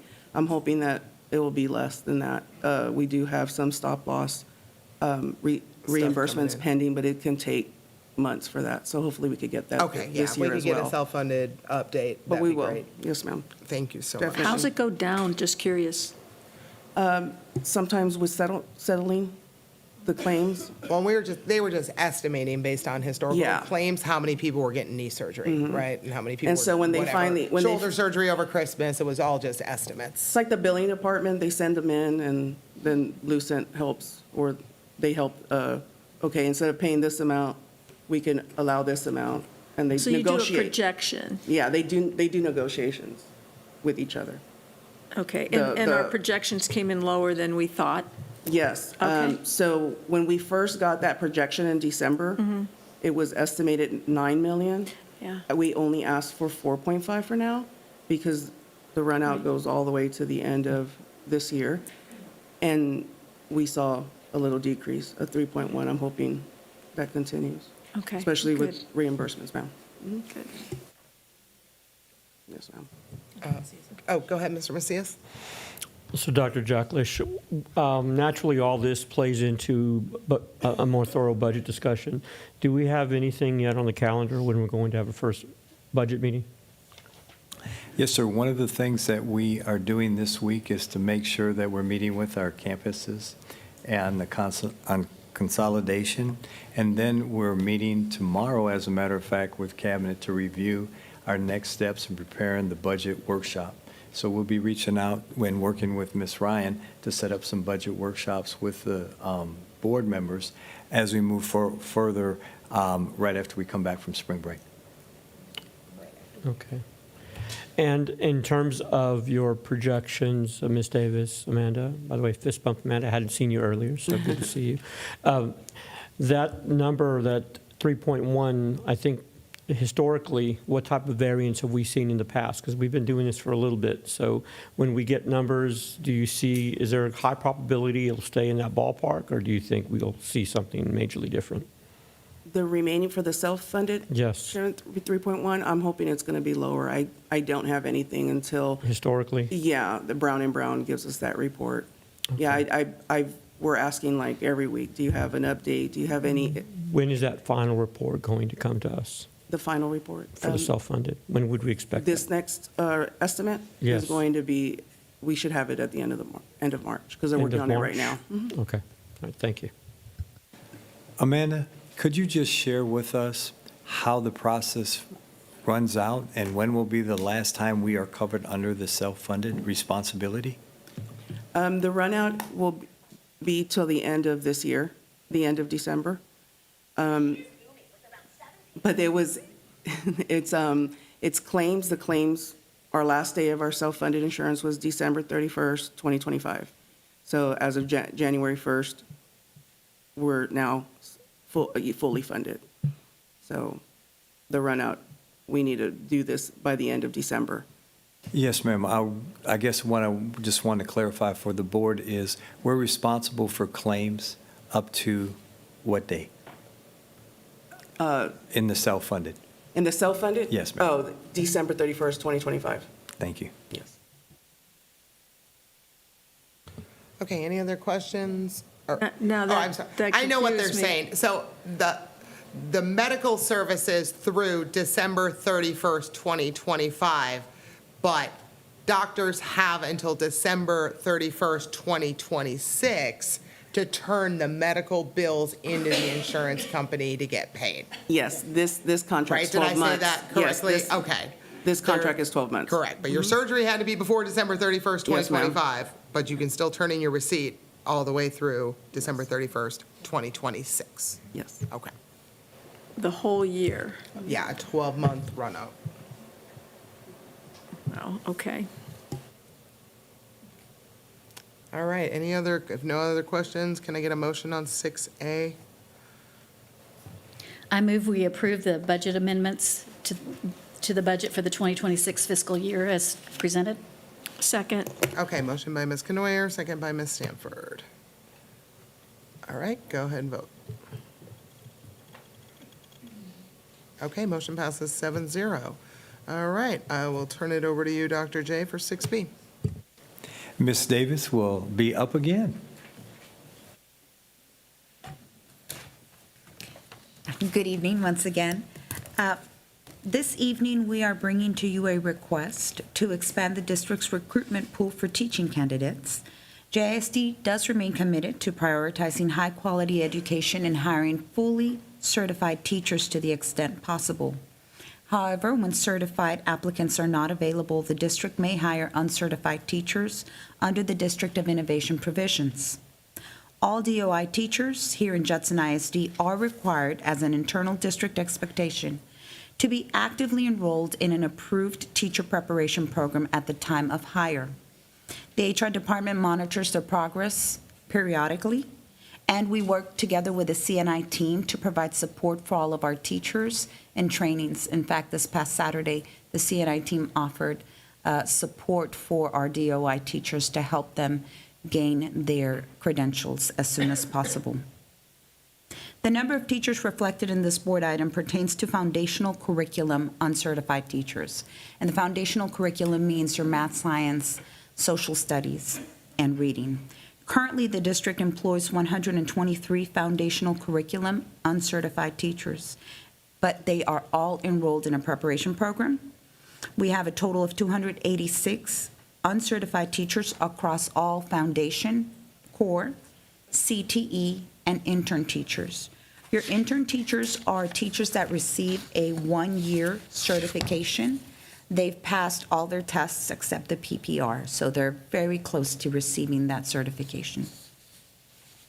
And we have 13 teachers under the CTE uncertified teachers. This application that we're bringing to you today is a requirement if we would still like to continue to access a pool of uncertified teachers for next year, since the new law requires that next year Teachers at the elementary K-5 reading and math must be fully certified. Then, the year after, by fall 2027, all teachers in all core subjects across all grade levels must be certified. By allowing the district administration to submit an application to the commissioner to delay teacher certification requirements until the fall of 2029, we would still have access to the pool of DOI uncertified teachers, although our primary goal is to focus on certified teachers first in the time of hiring.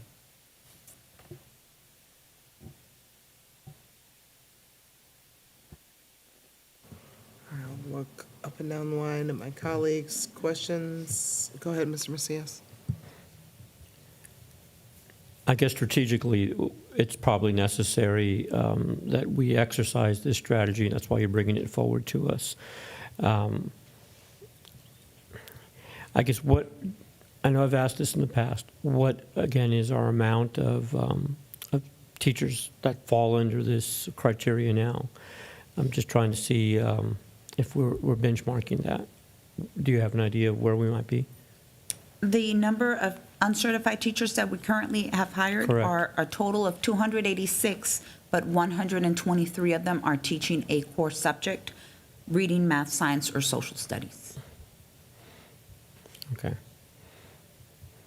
Oh, could Dr. J jump in? He's got a comment on that, sir. Sure, go ahead. Thank you, sir. I'd just like to add, the other fields where we have the non-certified teachers, it's in the career and technology where it's very hard, and we wouldn't ask our auto body teacher to get a certification in teaching. They have their professional certifications and all the other career and tech. So that's why we divided that out for the board.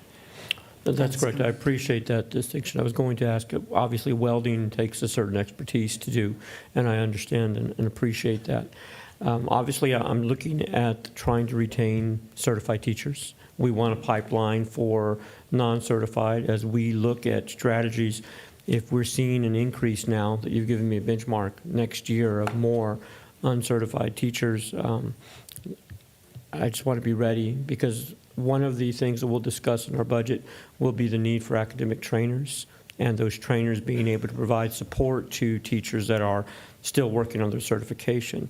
So if we end up pulling that as part of our support system, that could hinder the effectiveness of giving the professional development to our non-certified. So I want to make sure that we are setting the stage appropriately. So I'm just thinking through that. So obviously I can't wait to have more discussion on it, but we have benchmarks, as you mentioned right now, and we've seen what the trends have been. I'm honestly just concerned that we're going to see a lot of loss of teachers from the district that are certified, and I really want to make sure that we do our best to retain them. But enough said. Thank you.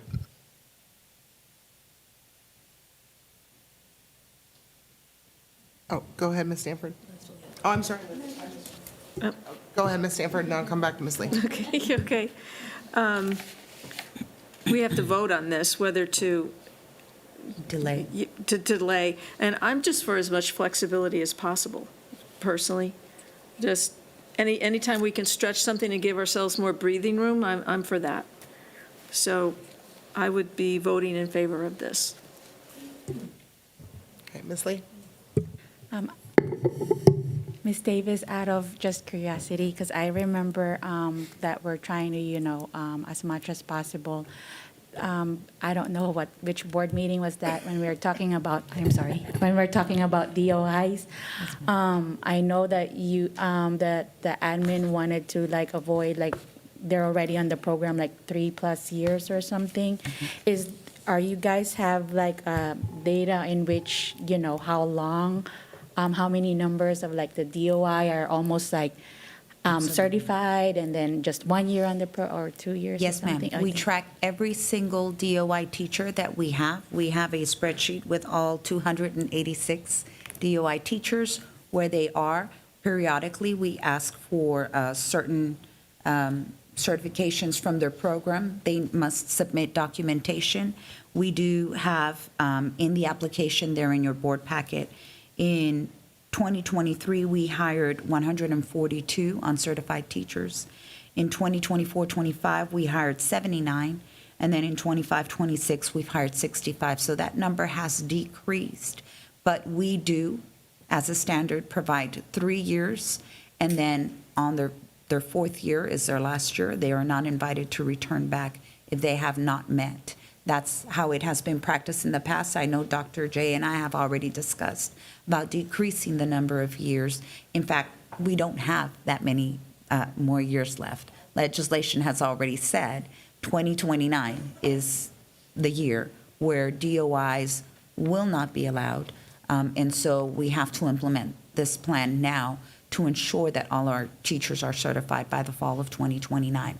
But in the meantime, we're asking for the delay so that we could just have that flexibility. You're welcome. Can I jump before you, because it's directly related to what she said. So this is the first time I've ever heard 4 years, because the board has never been told 4 years, and I guess that's my concern with this too. When we approved this originally under the DOI, it was they had 1 year to get certified. And then we figured out through a couple of the educator prep programs that you couldn't start your observation year till fall, right? So there were people who, they had no choice, right? Like Margot Eloff, right? De Silva. Like, she had everything done, but they like, I'm sorry, you have to wait 11 more months now in order to start your observation year. So we figured out, and the board was told, we got to allow 2 years, right? Because just that's how the cycle goes in some of these programs. But 3, 4, and we did get a list from you guys in, I think it was September, and 4 years, 5 years, 6 years, 7 years, and they're not all CTE teachers. The cosmetology teachers of veterans all have certificates. The business teachers, all those people have certifications. Those aren't the people, a lot of those are not, CTEs are not who we're talking about, because they do have their CTE certifications in the system. So while I think, yes, we have to approve this, I think how we are executing this in the district needs a complete kind of reset before we offer people contracts for next year. Because what I don't want is a 6th grade social studies teacher who can't pass the core content exam for social studies, teaching social studies, right? Like, there's a reason you can get your emergency certificate or your intern certificate after you pass your core content. So if we have people in certain positions who can't pass the core content, then that concerns me that they're then teaching that subject to our children, right, in certain areas. So I think we just need to, if we're gonna do this, I think I'd like to see the procedures tightened up a little bit on your end to make sure we're putting the right people in the right place, so. And that's exactly what we're going to do. We've already had conversations with HR. We're going to work with the certification programs, because the expectation is, you're absolutely right, they're teaching full-time. So we need to be able to understand the demands on teaching. But a responsibility for us to have a DOI teacher is to make sure that we provide the support. But there's an expectation on their end, too, to continue their commitment to get their certification, because it's very important to us that we put 100% certified teachers in our classroom. And as we go through these numbers, the numbers of the DOI teachers, they break down. Some are in 1 year, some are in 2 years, some are getting ready to finish after 2 and 3 years. Those are the ones we're open our arms and embracing to. The other ones that have taken a little bit longer, we're having conversations with each one of those, saying that your time is ticking, because we are required by our expectations to have certified teachers in front of our students. All right, Mrs. Poteet, back to you. Sorry, I had skipped you. Oh, I'm sorry, we were thinking the same question. All right, any other questions or comments from my colleagues? Go ahead, Ms. Canoyer. So I see that it says DOI exemptions for certification will no longer be recognized for any teaching assignments. Does that include CTE? CTE has always been separate, so even though we have DOIs, we tend to throw the name CTE, but CTE is actually separate. Okay. So it got me doesn't worried. fall under this DOI Okay, exemption. thank you. Okay, if no other questions, do I have a motion on 6B?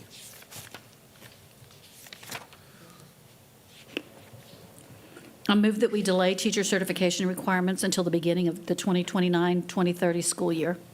Okay. Second. Oh, Motion by Ms. Canoyer, second by Mr. Macias. And we will proceed to vote.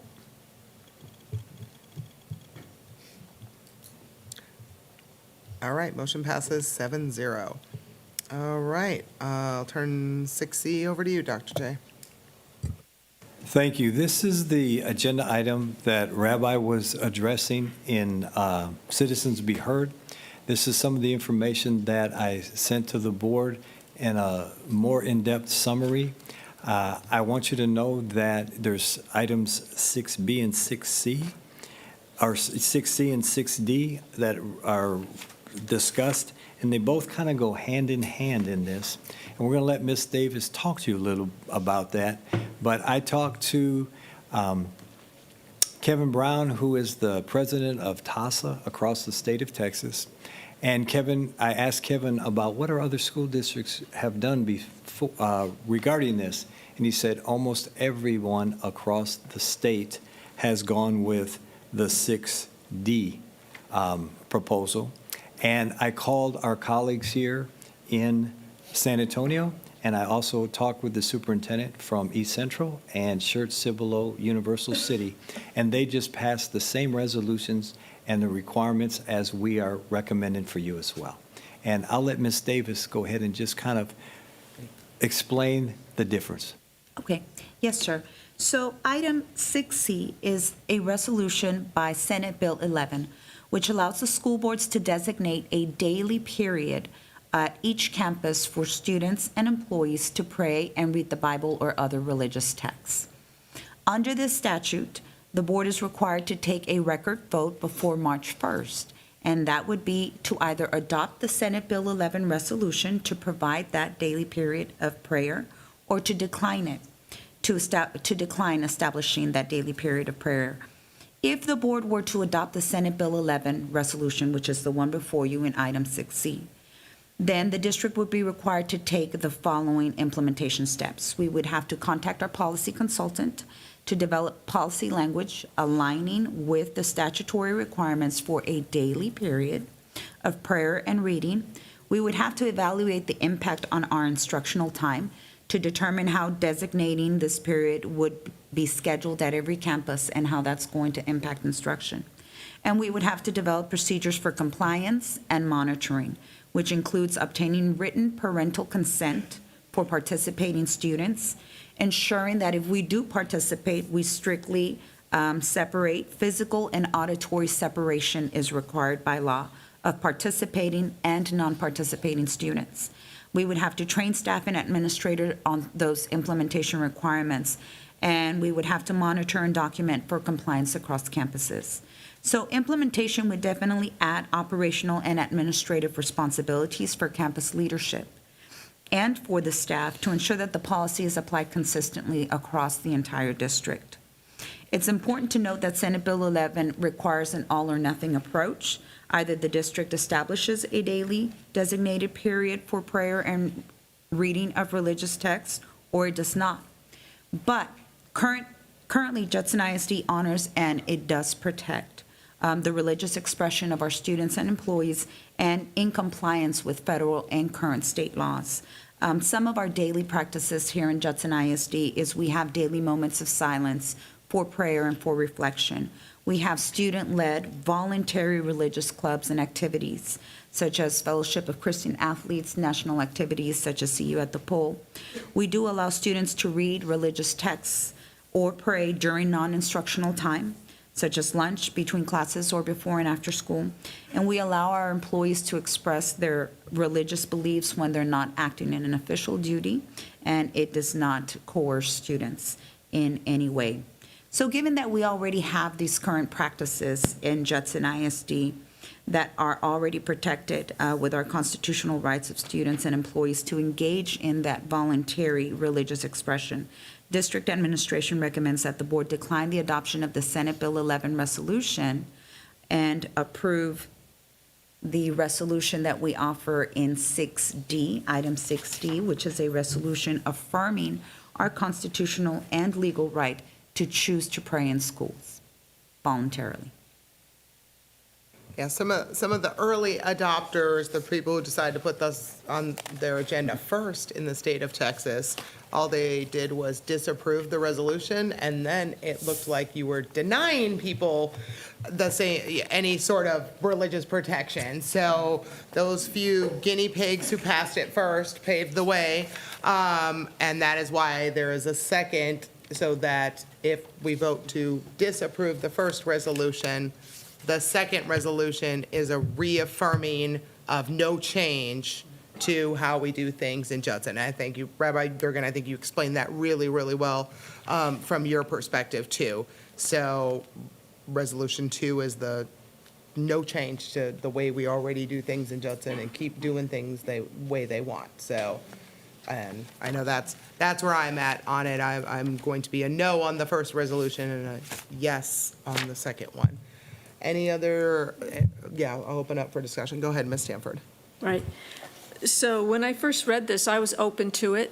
I'm not afraid of it. I thought if it's going to be something positive for students, I'm willing to consider it. But it's so undefined that I had questions like who organizes the time, who chooses the text, is it optional?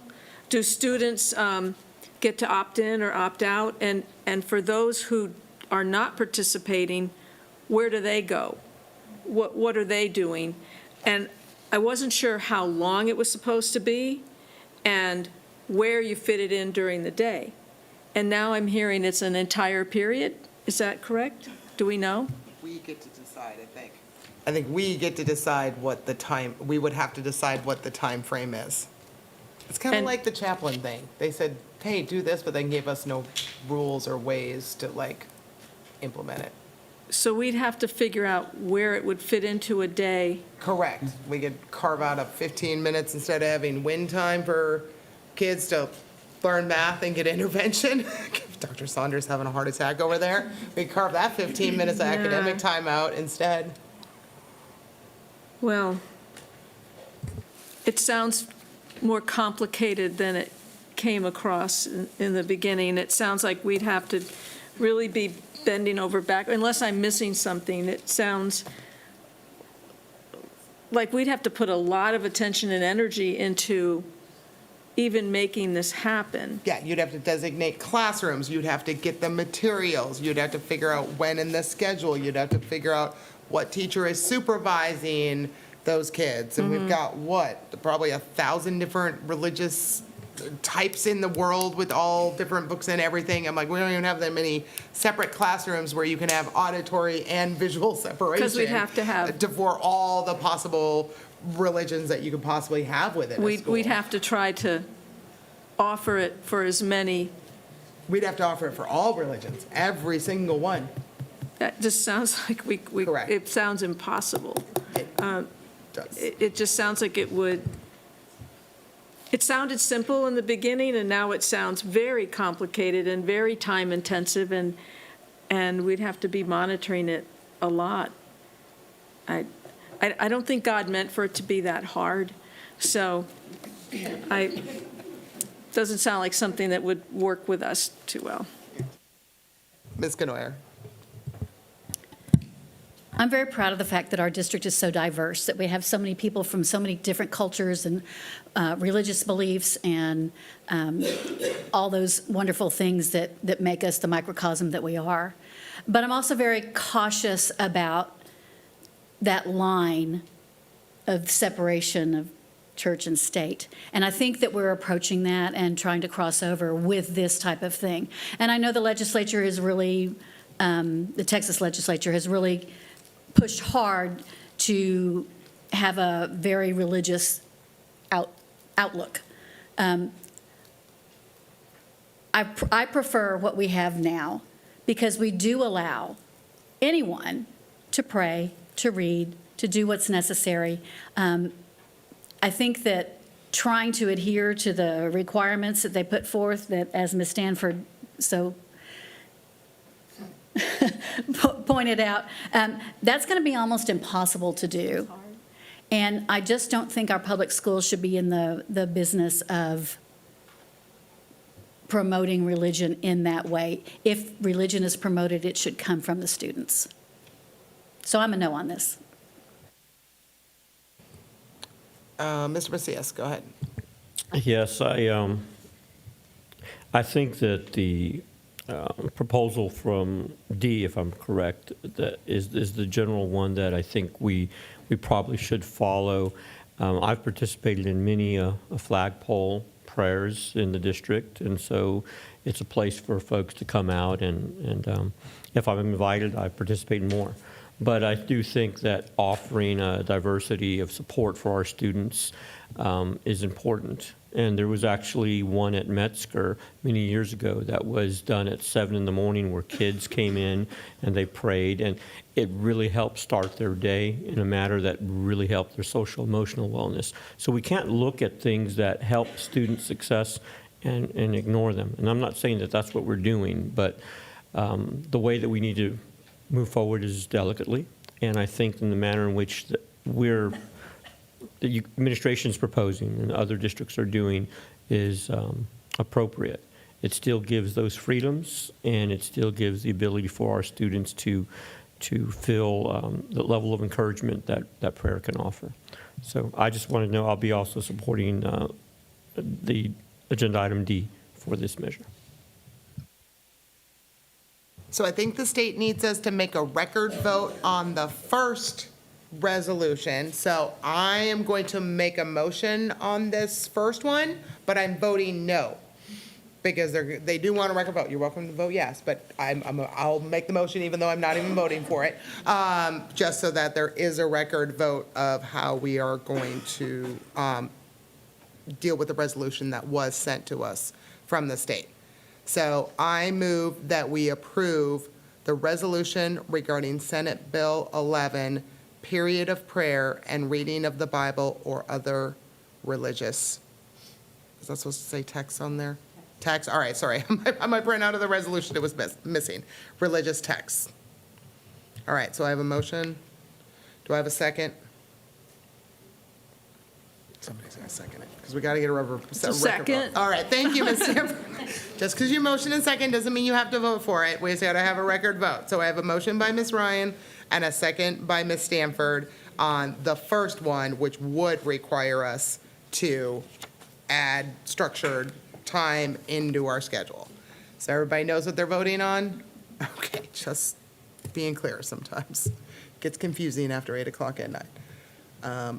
Oops. Oh, you did, so hold on, stop pushing buttons. Mr. Russ, would you, there you go, thank you. Hold on. Okay, now you can vote. Okay, motion fails 0-7. Now we'll move on to 6D, and I move that we approve the resolution affirming our constitutional and legal right to choose to pray in school. Second. Okay, motion by Ms. Ryan, second by Ms. Potteet.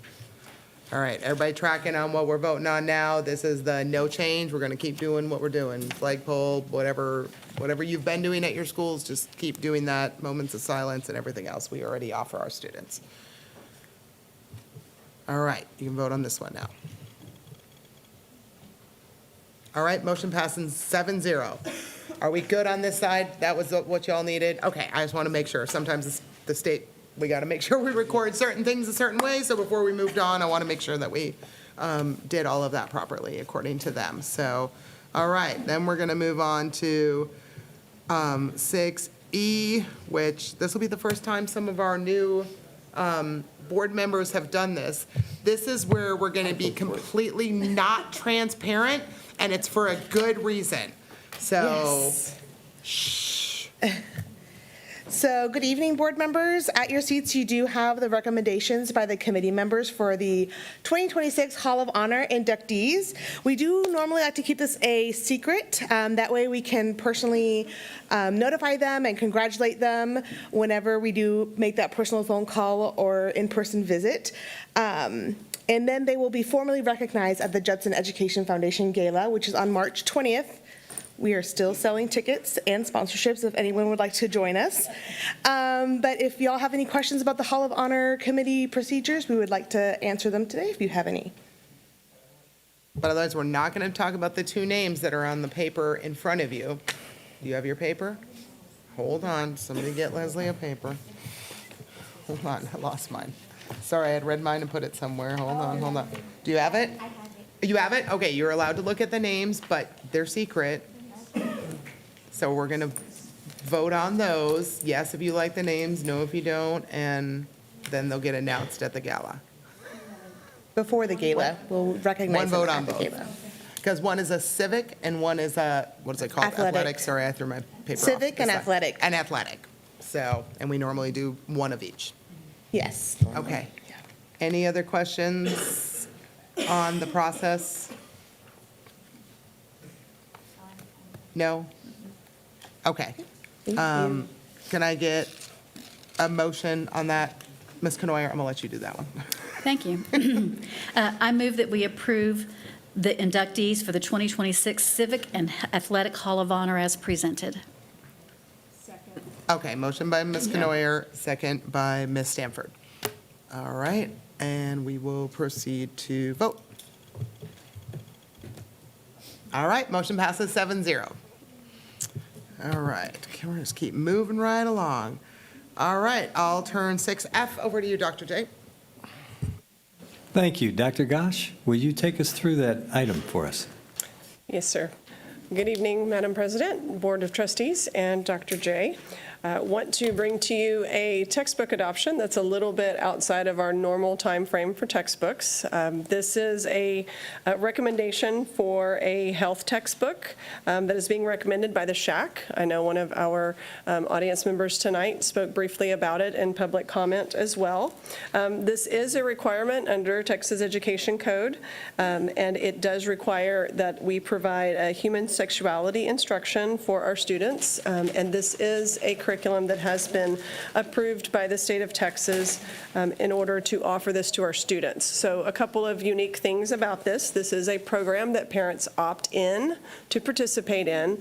And it is a program that is offered at the middle school level. It can be offered all the way up through the high school. Our adoption specifically here in Judson, as we would be implementing this, it has been coordinated by Ms. Jones, from our athletic department, and it will be delivered at our middle schools to 7th graders through the athletic coordinators through PE courses. Part of this adoption, it is basically 10 lessons that covers about a span of 2 weeks. You can offer it 10 days in a row. It's about a 45-minute lesson for the span of the 2 weeks, or they can divide it up. The goal for Judson here is to offer this in a 2-week time frame towards the end of the semester. It is required by law that we implement this program before the end of the school year. There was one other program that was reviewed by the SHAC for this. It was voted 10-1 to approve this with one abstaining vote from the committee as well, based on representation from the company. The training costs are approximately $650 per person, which the district will cover to train our athletic coordinators at the middle schools in order to deliver this. And the cost of the curriculum is about $250. So it is not a real expensive curriculum, and we can cover that under our instructional materials allotment. So it does not have to come out of our local budget either.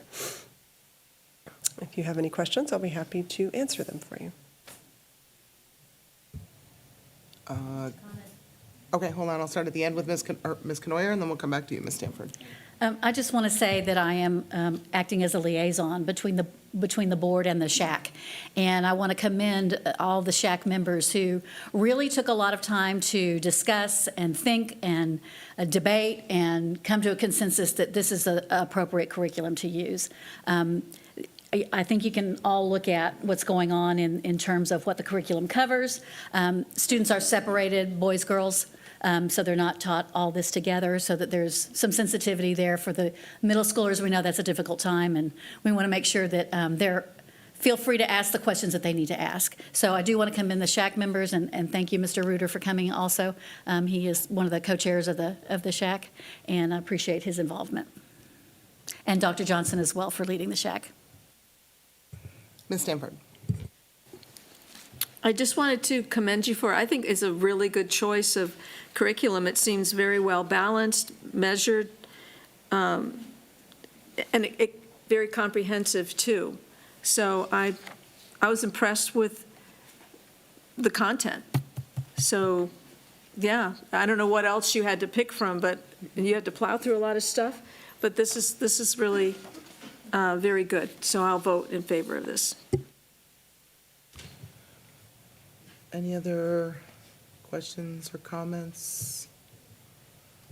No, I just say thanks for the extensive packet put together between staff and the SHAC, and, because I know this is a topic that can get controversial in some districts.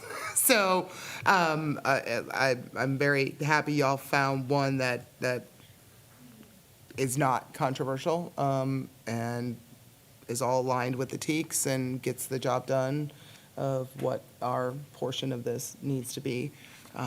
So, and at a low cost. So, I appreciate that.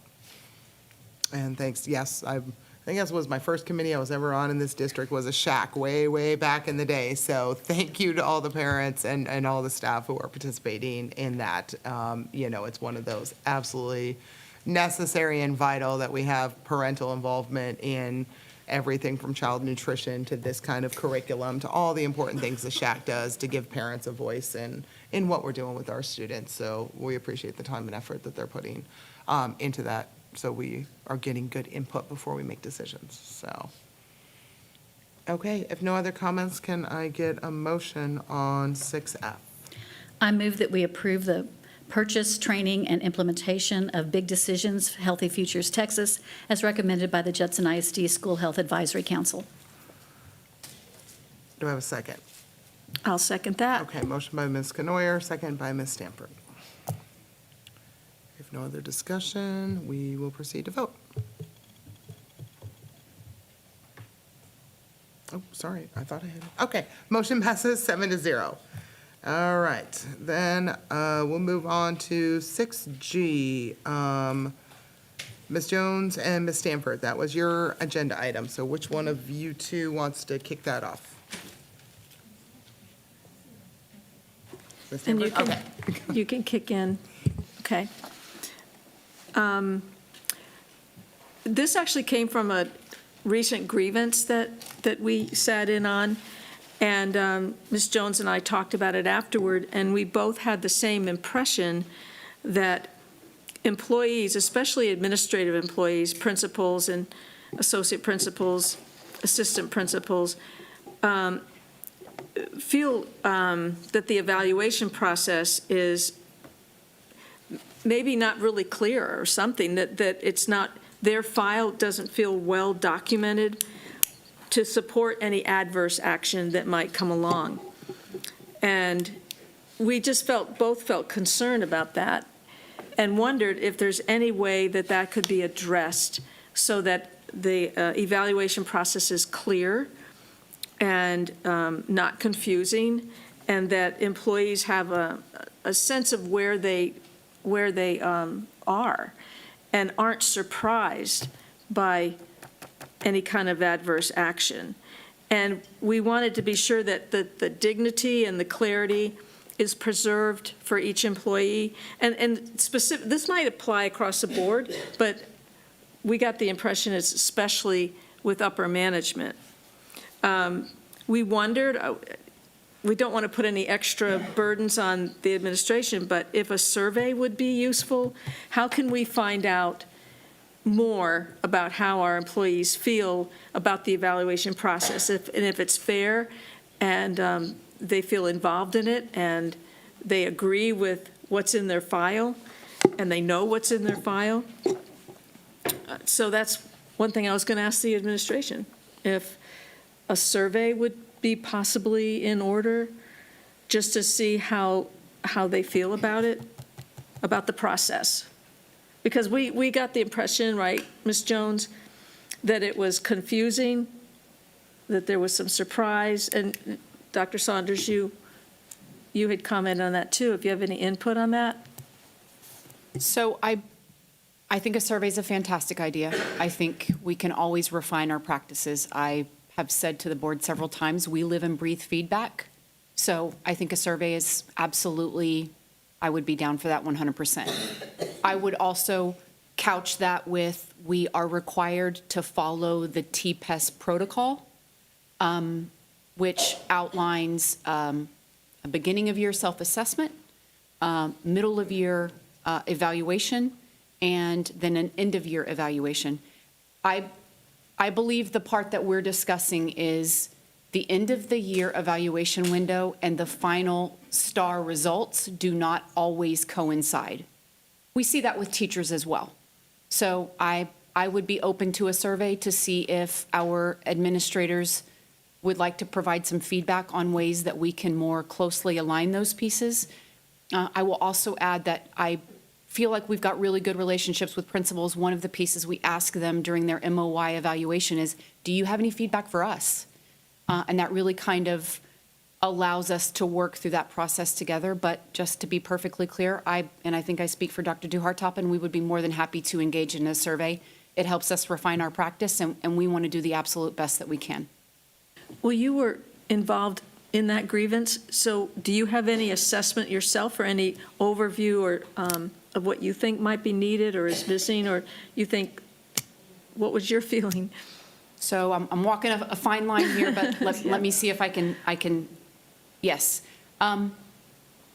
We're in the middle of MOYs right now, and one of the things that we have talked to our principals about is we really look at this MOY as a benchmark, very similar to the data that we talked about today, and then we move closer to that EOY evaluation, that final evaluation, really bringing all the data pieces together and refining what that looks like. Because what we have to remember is TPES is not just comprised of what state scores look like. There's a lot of other domains that are involved. So I think there's a lot of things that we can refine and make sure that we're finalized for EOY, and then come back and evaluate, okay, how did they end up after STAR results came back? And then refine that process moving forward. I will say that I would be remiss if I did not mention this. An evaluation for anyone is incredibly personal.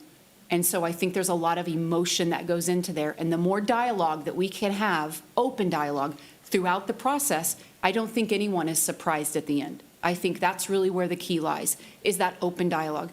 And then to be also very, very honest with you, we spend a lot of time on campuses. So there's a lot of data collection pieces that are happening throughout the school year that we don't just talk about at BOY or MOY or EOY. There's a lot of informal conversations that are happening at the campus level. For example, the PLC that we sat in today at Crestview, that is part of the administrator's overall evaluation.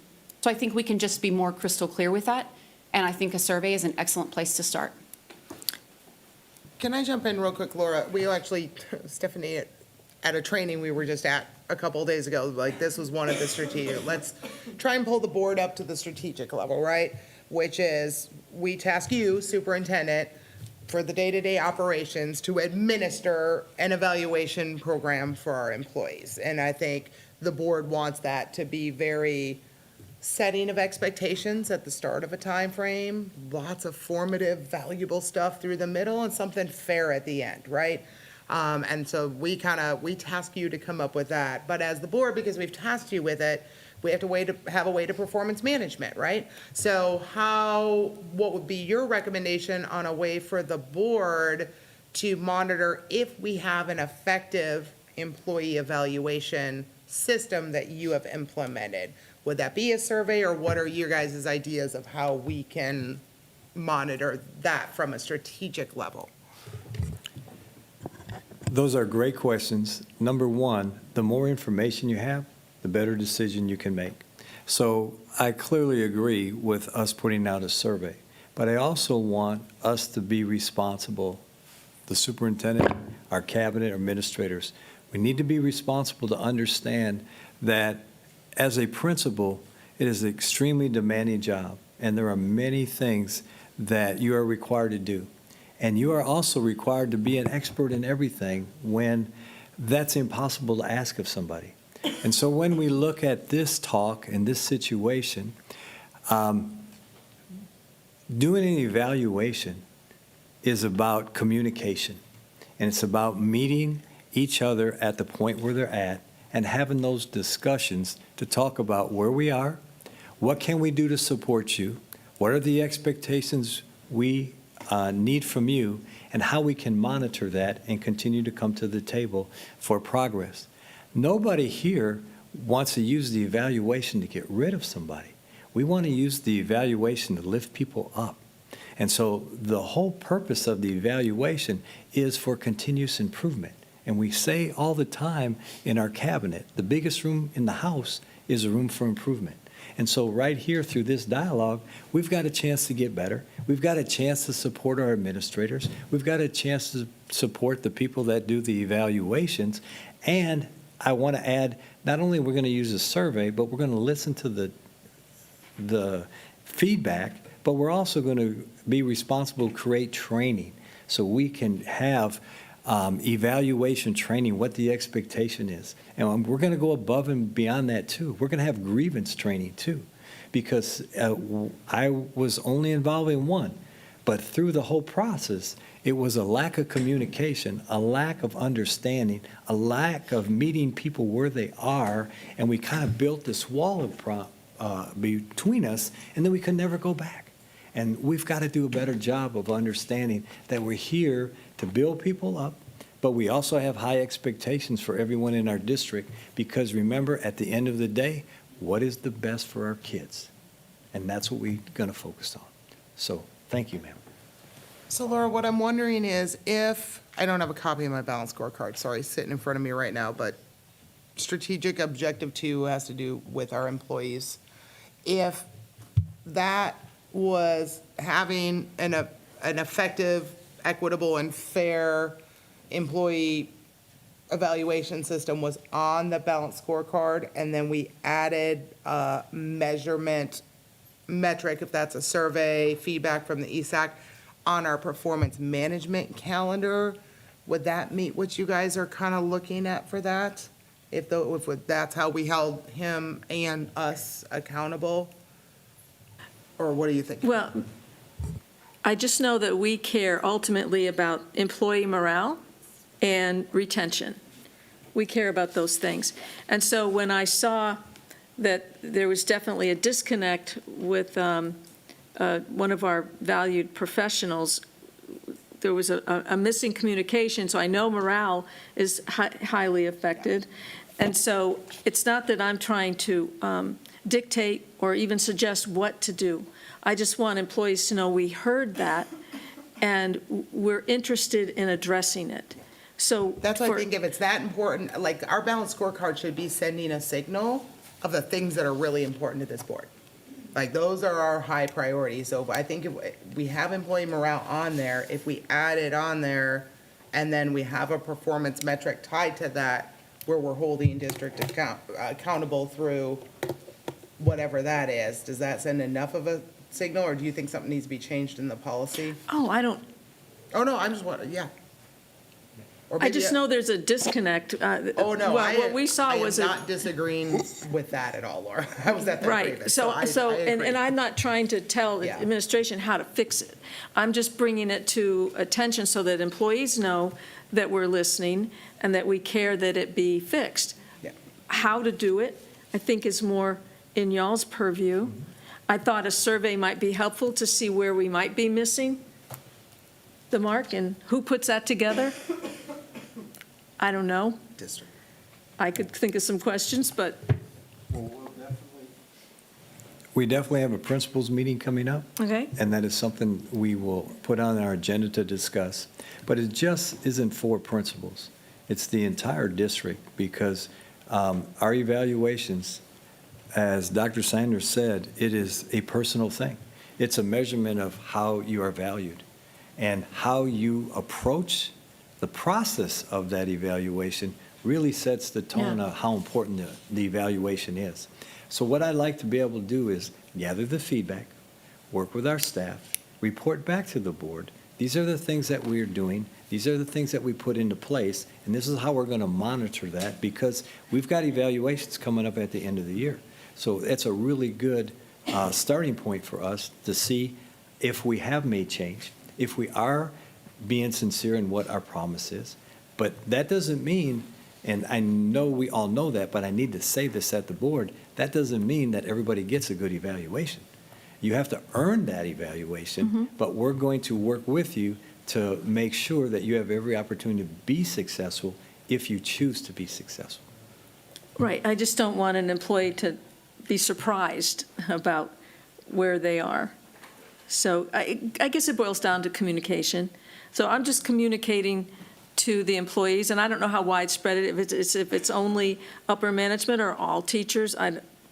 We only heard about the upper management example. But I think what we're talking about is, let's take a look at our evaluation process across the board. Let's take a look at how we approach the evaluation. And remember, evaluations are important because we're a data-driven district. Not only you heard from our academic side all the data we put forward, you heard earlier in our other board meetings how we look and dive into the data. And this is an important thing as well, because we're talking about employee retention. Right. We're talking about morale. Right. We're talking about people don't quit organizations, they quit people. And so how do we better serve our people, and how do we better support our people? And that's going to be our call from this. Okay, and Ms. Jones, do you feel we covered it all, or do you have anything? No, I think you got everything. Okay. Great, I look forward, we'll figure out when we'll get to strategic objective 2 and all of that stuff as part of the ballot scorecard, and we'll make sure that is part of your presentation to us. Absolutely. Yep, perfect. Okay, any other action? Ms. Stanford, was there anything with the policy letters itself you felt needed to be updated at this time to take any action? We can always bring it back. Yeah, and the adverse action,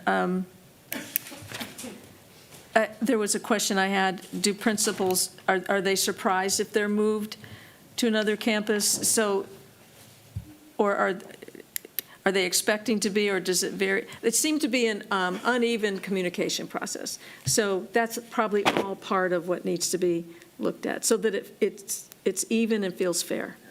Yep. May I just add one more thing, just so we can be specific? We don't want any assumptions. Absolutely, the evaluation process needs to be fair, but we also have another policy called DK Local. And DK Local states that the superintendent has the authority to move any employee within the district to a position where they feel that would fit the best interest of the district, as long as the employee stays in the same capacity, which is number of days or salary. So in some cases, there may be calls where we need to move somebody because we want to help the other place, and they bring so much energy, and they can maybe take their talents and expand that in someplace else. And so that wouldn't be part of the evaluation process, because they could still get a great evaluation, but they could still get transferred, because we've got to make those personnel decisions in the best interest of the district. Okay. I think it still boils down to communication, right? Yeah. All right, if everybody's good on that, then we'll move on to 7A, LASSO for lift grants. Ms. Davis. Yes, sir. Thank you very much, board members. This is a public notice of a federal grant application which we are required to bring to the board per our local policy anytime that we apply for a federal grant. And we are very happy to share that the district received the LASSO Cycle 4 Lift Add-on School Improvement Grant for a total amount of $480,000, which is $60,000 per campus, for each instructional leader, essentially the principal. And what it is a one-year grant that is campus-based support for Title I campuses identified for comprehensive school improvement and targeted school improvement. Those 8 campuses will focus on expanding PLC facilitation, increased observation, and feedback to help improve our instruction. This is one portion of a $1.98 million grant, but we're required to federally report to the board the federal portion of it, $480,000.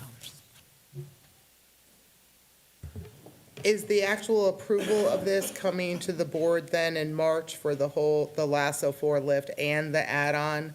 Also, sorry, Ms. Jones and I just spent the morning Tuesday with Region 20 learning all about the lift grants at our conference we were at. So there are certain things this board has to commit to regarding certain curriculums. There are program providers that the board has to approve an expenditure on that. And they were saying April 2nd is the deadline, I think, for that. So we would have to, this board would have to approve those things I would by defer the to the March CNI meeting. team about what you need to approve for HQIM implementation, which is the first portion of the grant.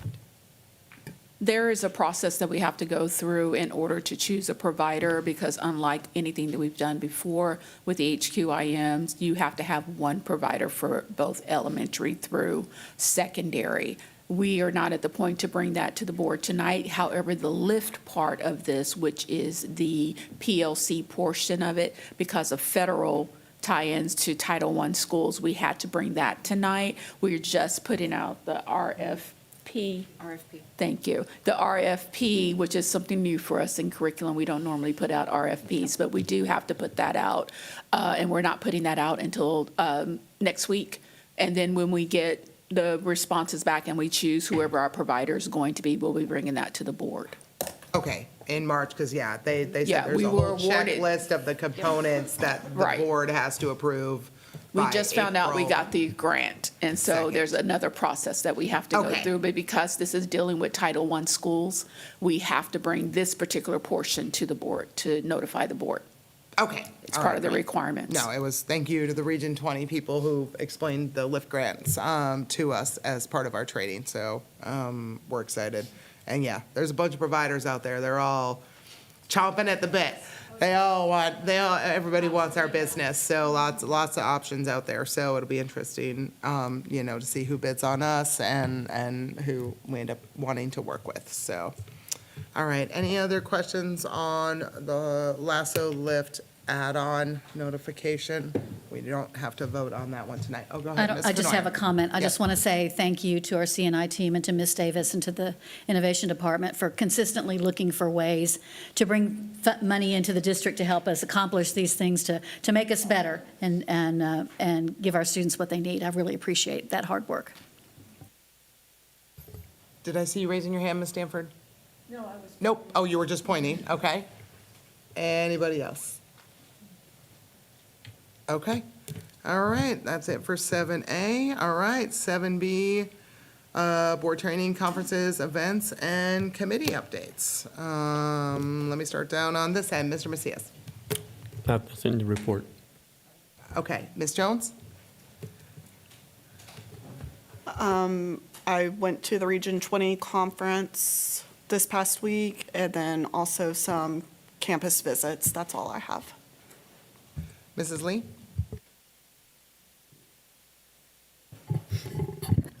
I just went to Hartman Elementary earlier for their celebration of the Black History Month. And I also went last night at Spring Meadows as well.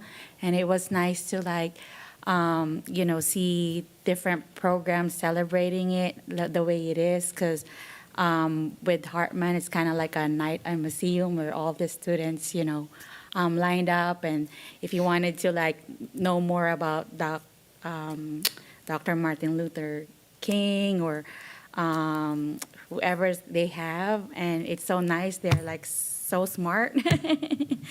And then I also went to I'm just going to have a special shout out, of course, because I'm a band mom. As you can see, there's a lot of achievements from the band.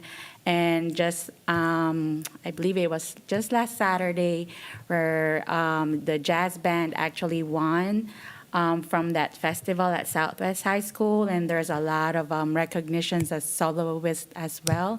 So I think that's all I have. Ms. Canoyer? It's basketball season, so I've been going to lots of basketball games. And I'm very excited that we have 4 of our high school teams that are advancing on into the playoffs. So those games will be Friday and Saturday, and I need to clone myself because I can't go to all of them.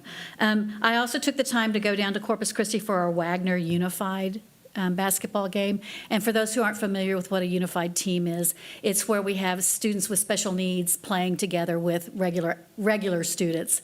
And the students who play cannot be basketball players on their basketball team. It has to be, somebody who's really interested in it. This is the second year that Wagner has participated in this event. Unfortunately, they came in second in the region, but I'm so proud of how hard the players played and the effort that the coaches are putting in to make sure that all those students feel like they are making valued contributions. I went to the Wagner Pop Choir Show. What fun was that? And Miss Lee, I saw you there as well. Had a really good time. Miss Harris, who's the choir director at Wagner, does an amazing job with those kids, and I really appreciate that. Veterans Memorial High School Athletics had a pancake breakfast as a fundraiser, so I got to go and eat pancakes that were served to me by an athlete. So it was a lot of fun to do that. And then I have a personal connection with the orchestra director and mariachi. He does orchestra and mariachi at Veterans Memorial and also orchestra at Cibolo Creek. Man, I was going to call it Canyon for a minute. I know that's not right. At Cibolo Creek. He and I taught together at Elof when he was a brand new baby teacher. And so it's a lot of fun to see somebody I've known for over 20 years working and doing such amazing things with our students. So I appreciate all that. And then I also wanted to update all the board members and Betty. I will be out of town the week of March 23rd through 27th, and so I will miss that board meeting. And I apologize for that, but family stuff, got to go see family. Thank you, Ms. Knoyer. Ms. Stanford. So I was involved in judging the commercials, the ads. We looked at almost 40 ads and then got together with some judges on Zoom. And it was amazing how we all voted for the same ones, without even talking to each other when we came together. And I really want to thank the students because that was an amazing a work they did. All the ones that we watched, they really put themselves into it. And I hope that this will become an annual thing. We do it every year, and they'll just get better and better. And I'm looking forward to those being now shown throughout the district so that kids will see them knowing that they're put on by fellow students, and it'll speak to them more than just the adults telling them you need to read. So looking forward to seeing the effect of that. Was a chili judge at Cibolo Creek, first time ever judging chili. And it was just fun. The eating part was fun. And I just also wanted to mention that the first meeting of the ad hoc conflict and bullying committee will happen March 3rd. I just wanted to follow up with that because we voted on that last month. And so we're proceeding with the meeting. And that's all I have. Mrs. Poteet.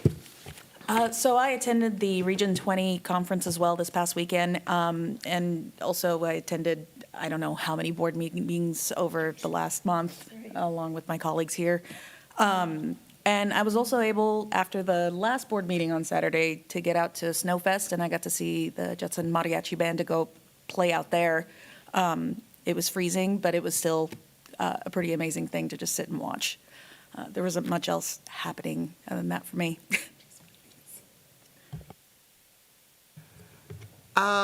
Busy training and conference month for me. Most people know I was at Leadership TASB last week, up in the Amarillo Big Sky area. Spent the day with Amarillo ISD. Dr. Parrish and her team are just phenomenal. They are one of our comparable districts, kind of in size and eco-dis, so I'm always trying to get good ideas from districts that are close to us, and we got to see Bluebonnet in action and just a culturally rich district with so many things going on. I tried to kidnap their CFO, but a couple of police officers stopped me on the way out because he gave a great finance presentation. Also got to visit Highland Park ISD. Thanks for hosting us. Also, smaller district in the area, and some of the great things that they're doing. But we also had a lot of classes on strategic board communications and some other things.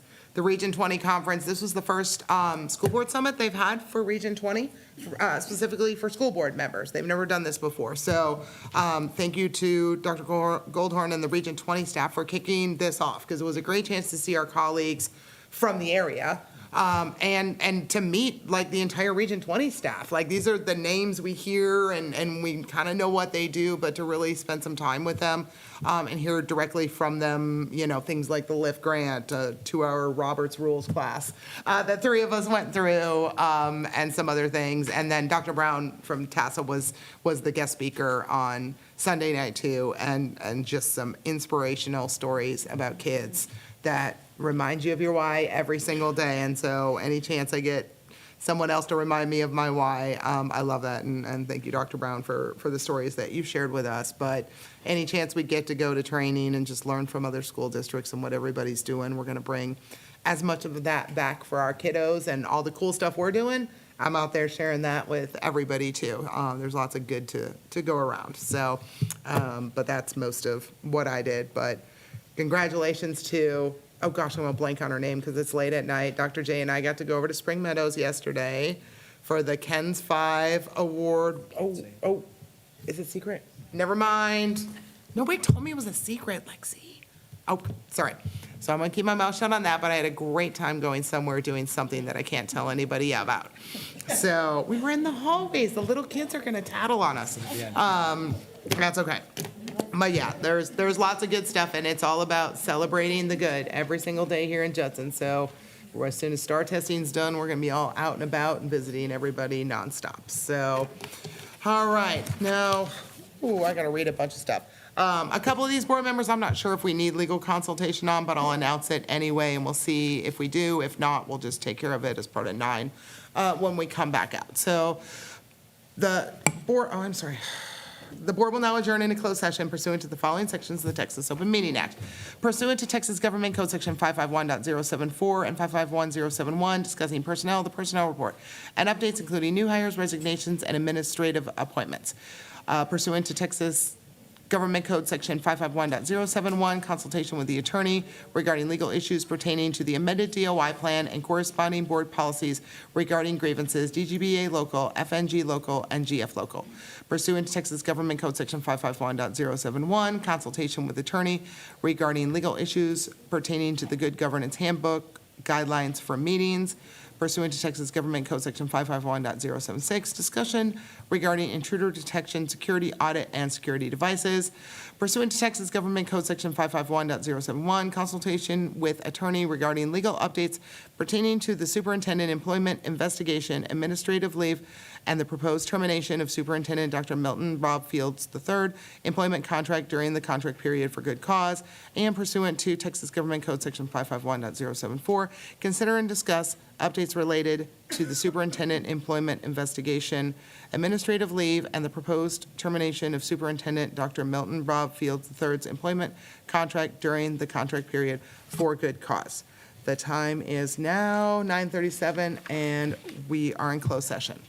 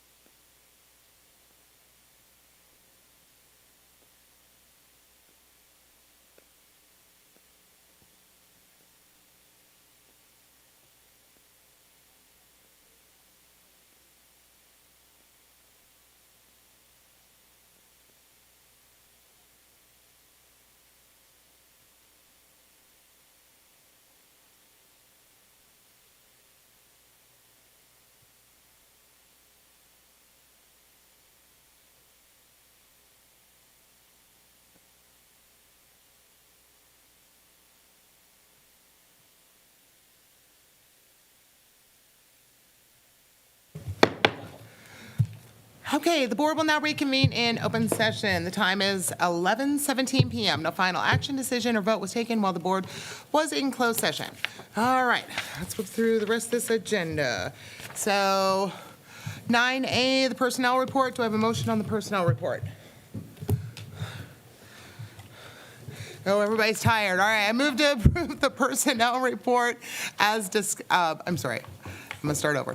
I move to approve the personnel report and updates, including new hires, resignations, and administrative appointments as discussed in closed session. Do I have a Second. All right, Sorry. motion by Ms. Ryan, second by Ms. Potteet. All right, I know, we're all tired. All right, go ahead and vote.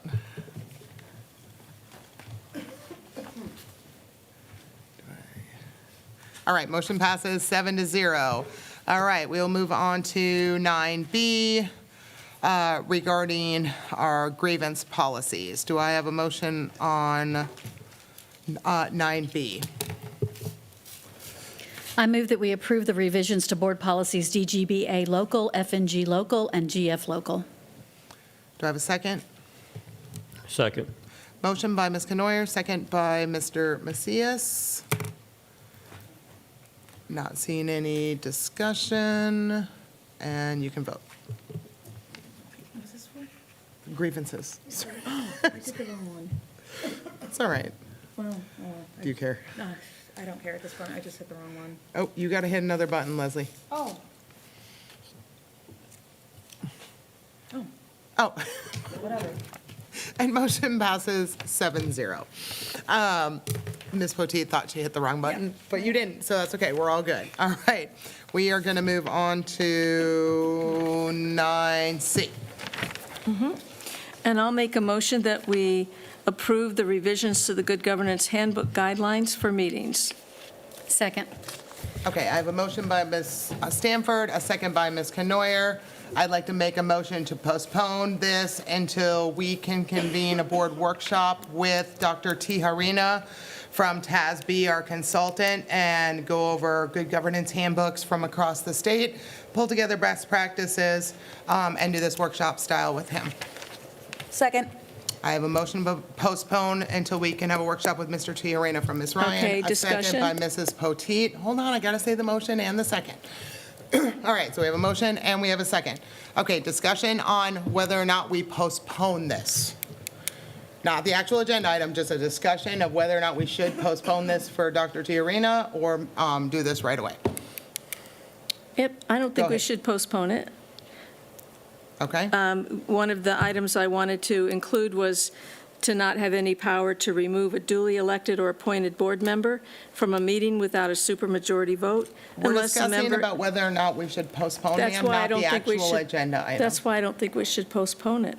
I think we need to go ahead and approve that so that we have that. We can't approve that because legal already cleared that with all the court cases. You have that 4-page memo. So. But we can do this. We You can cannot. elect to. That's not legally allowed.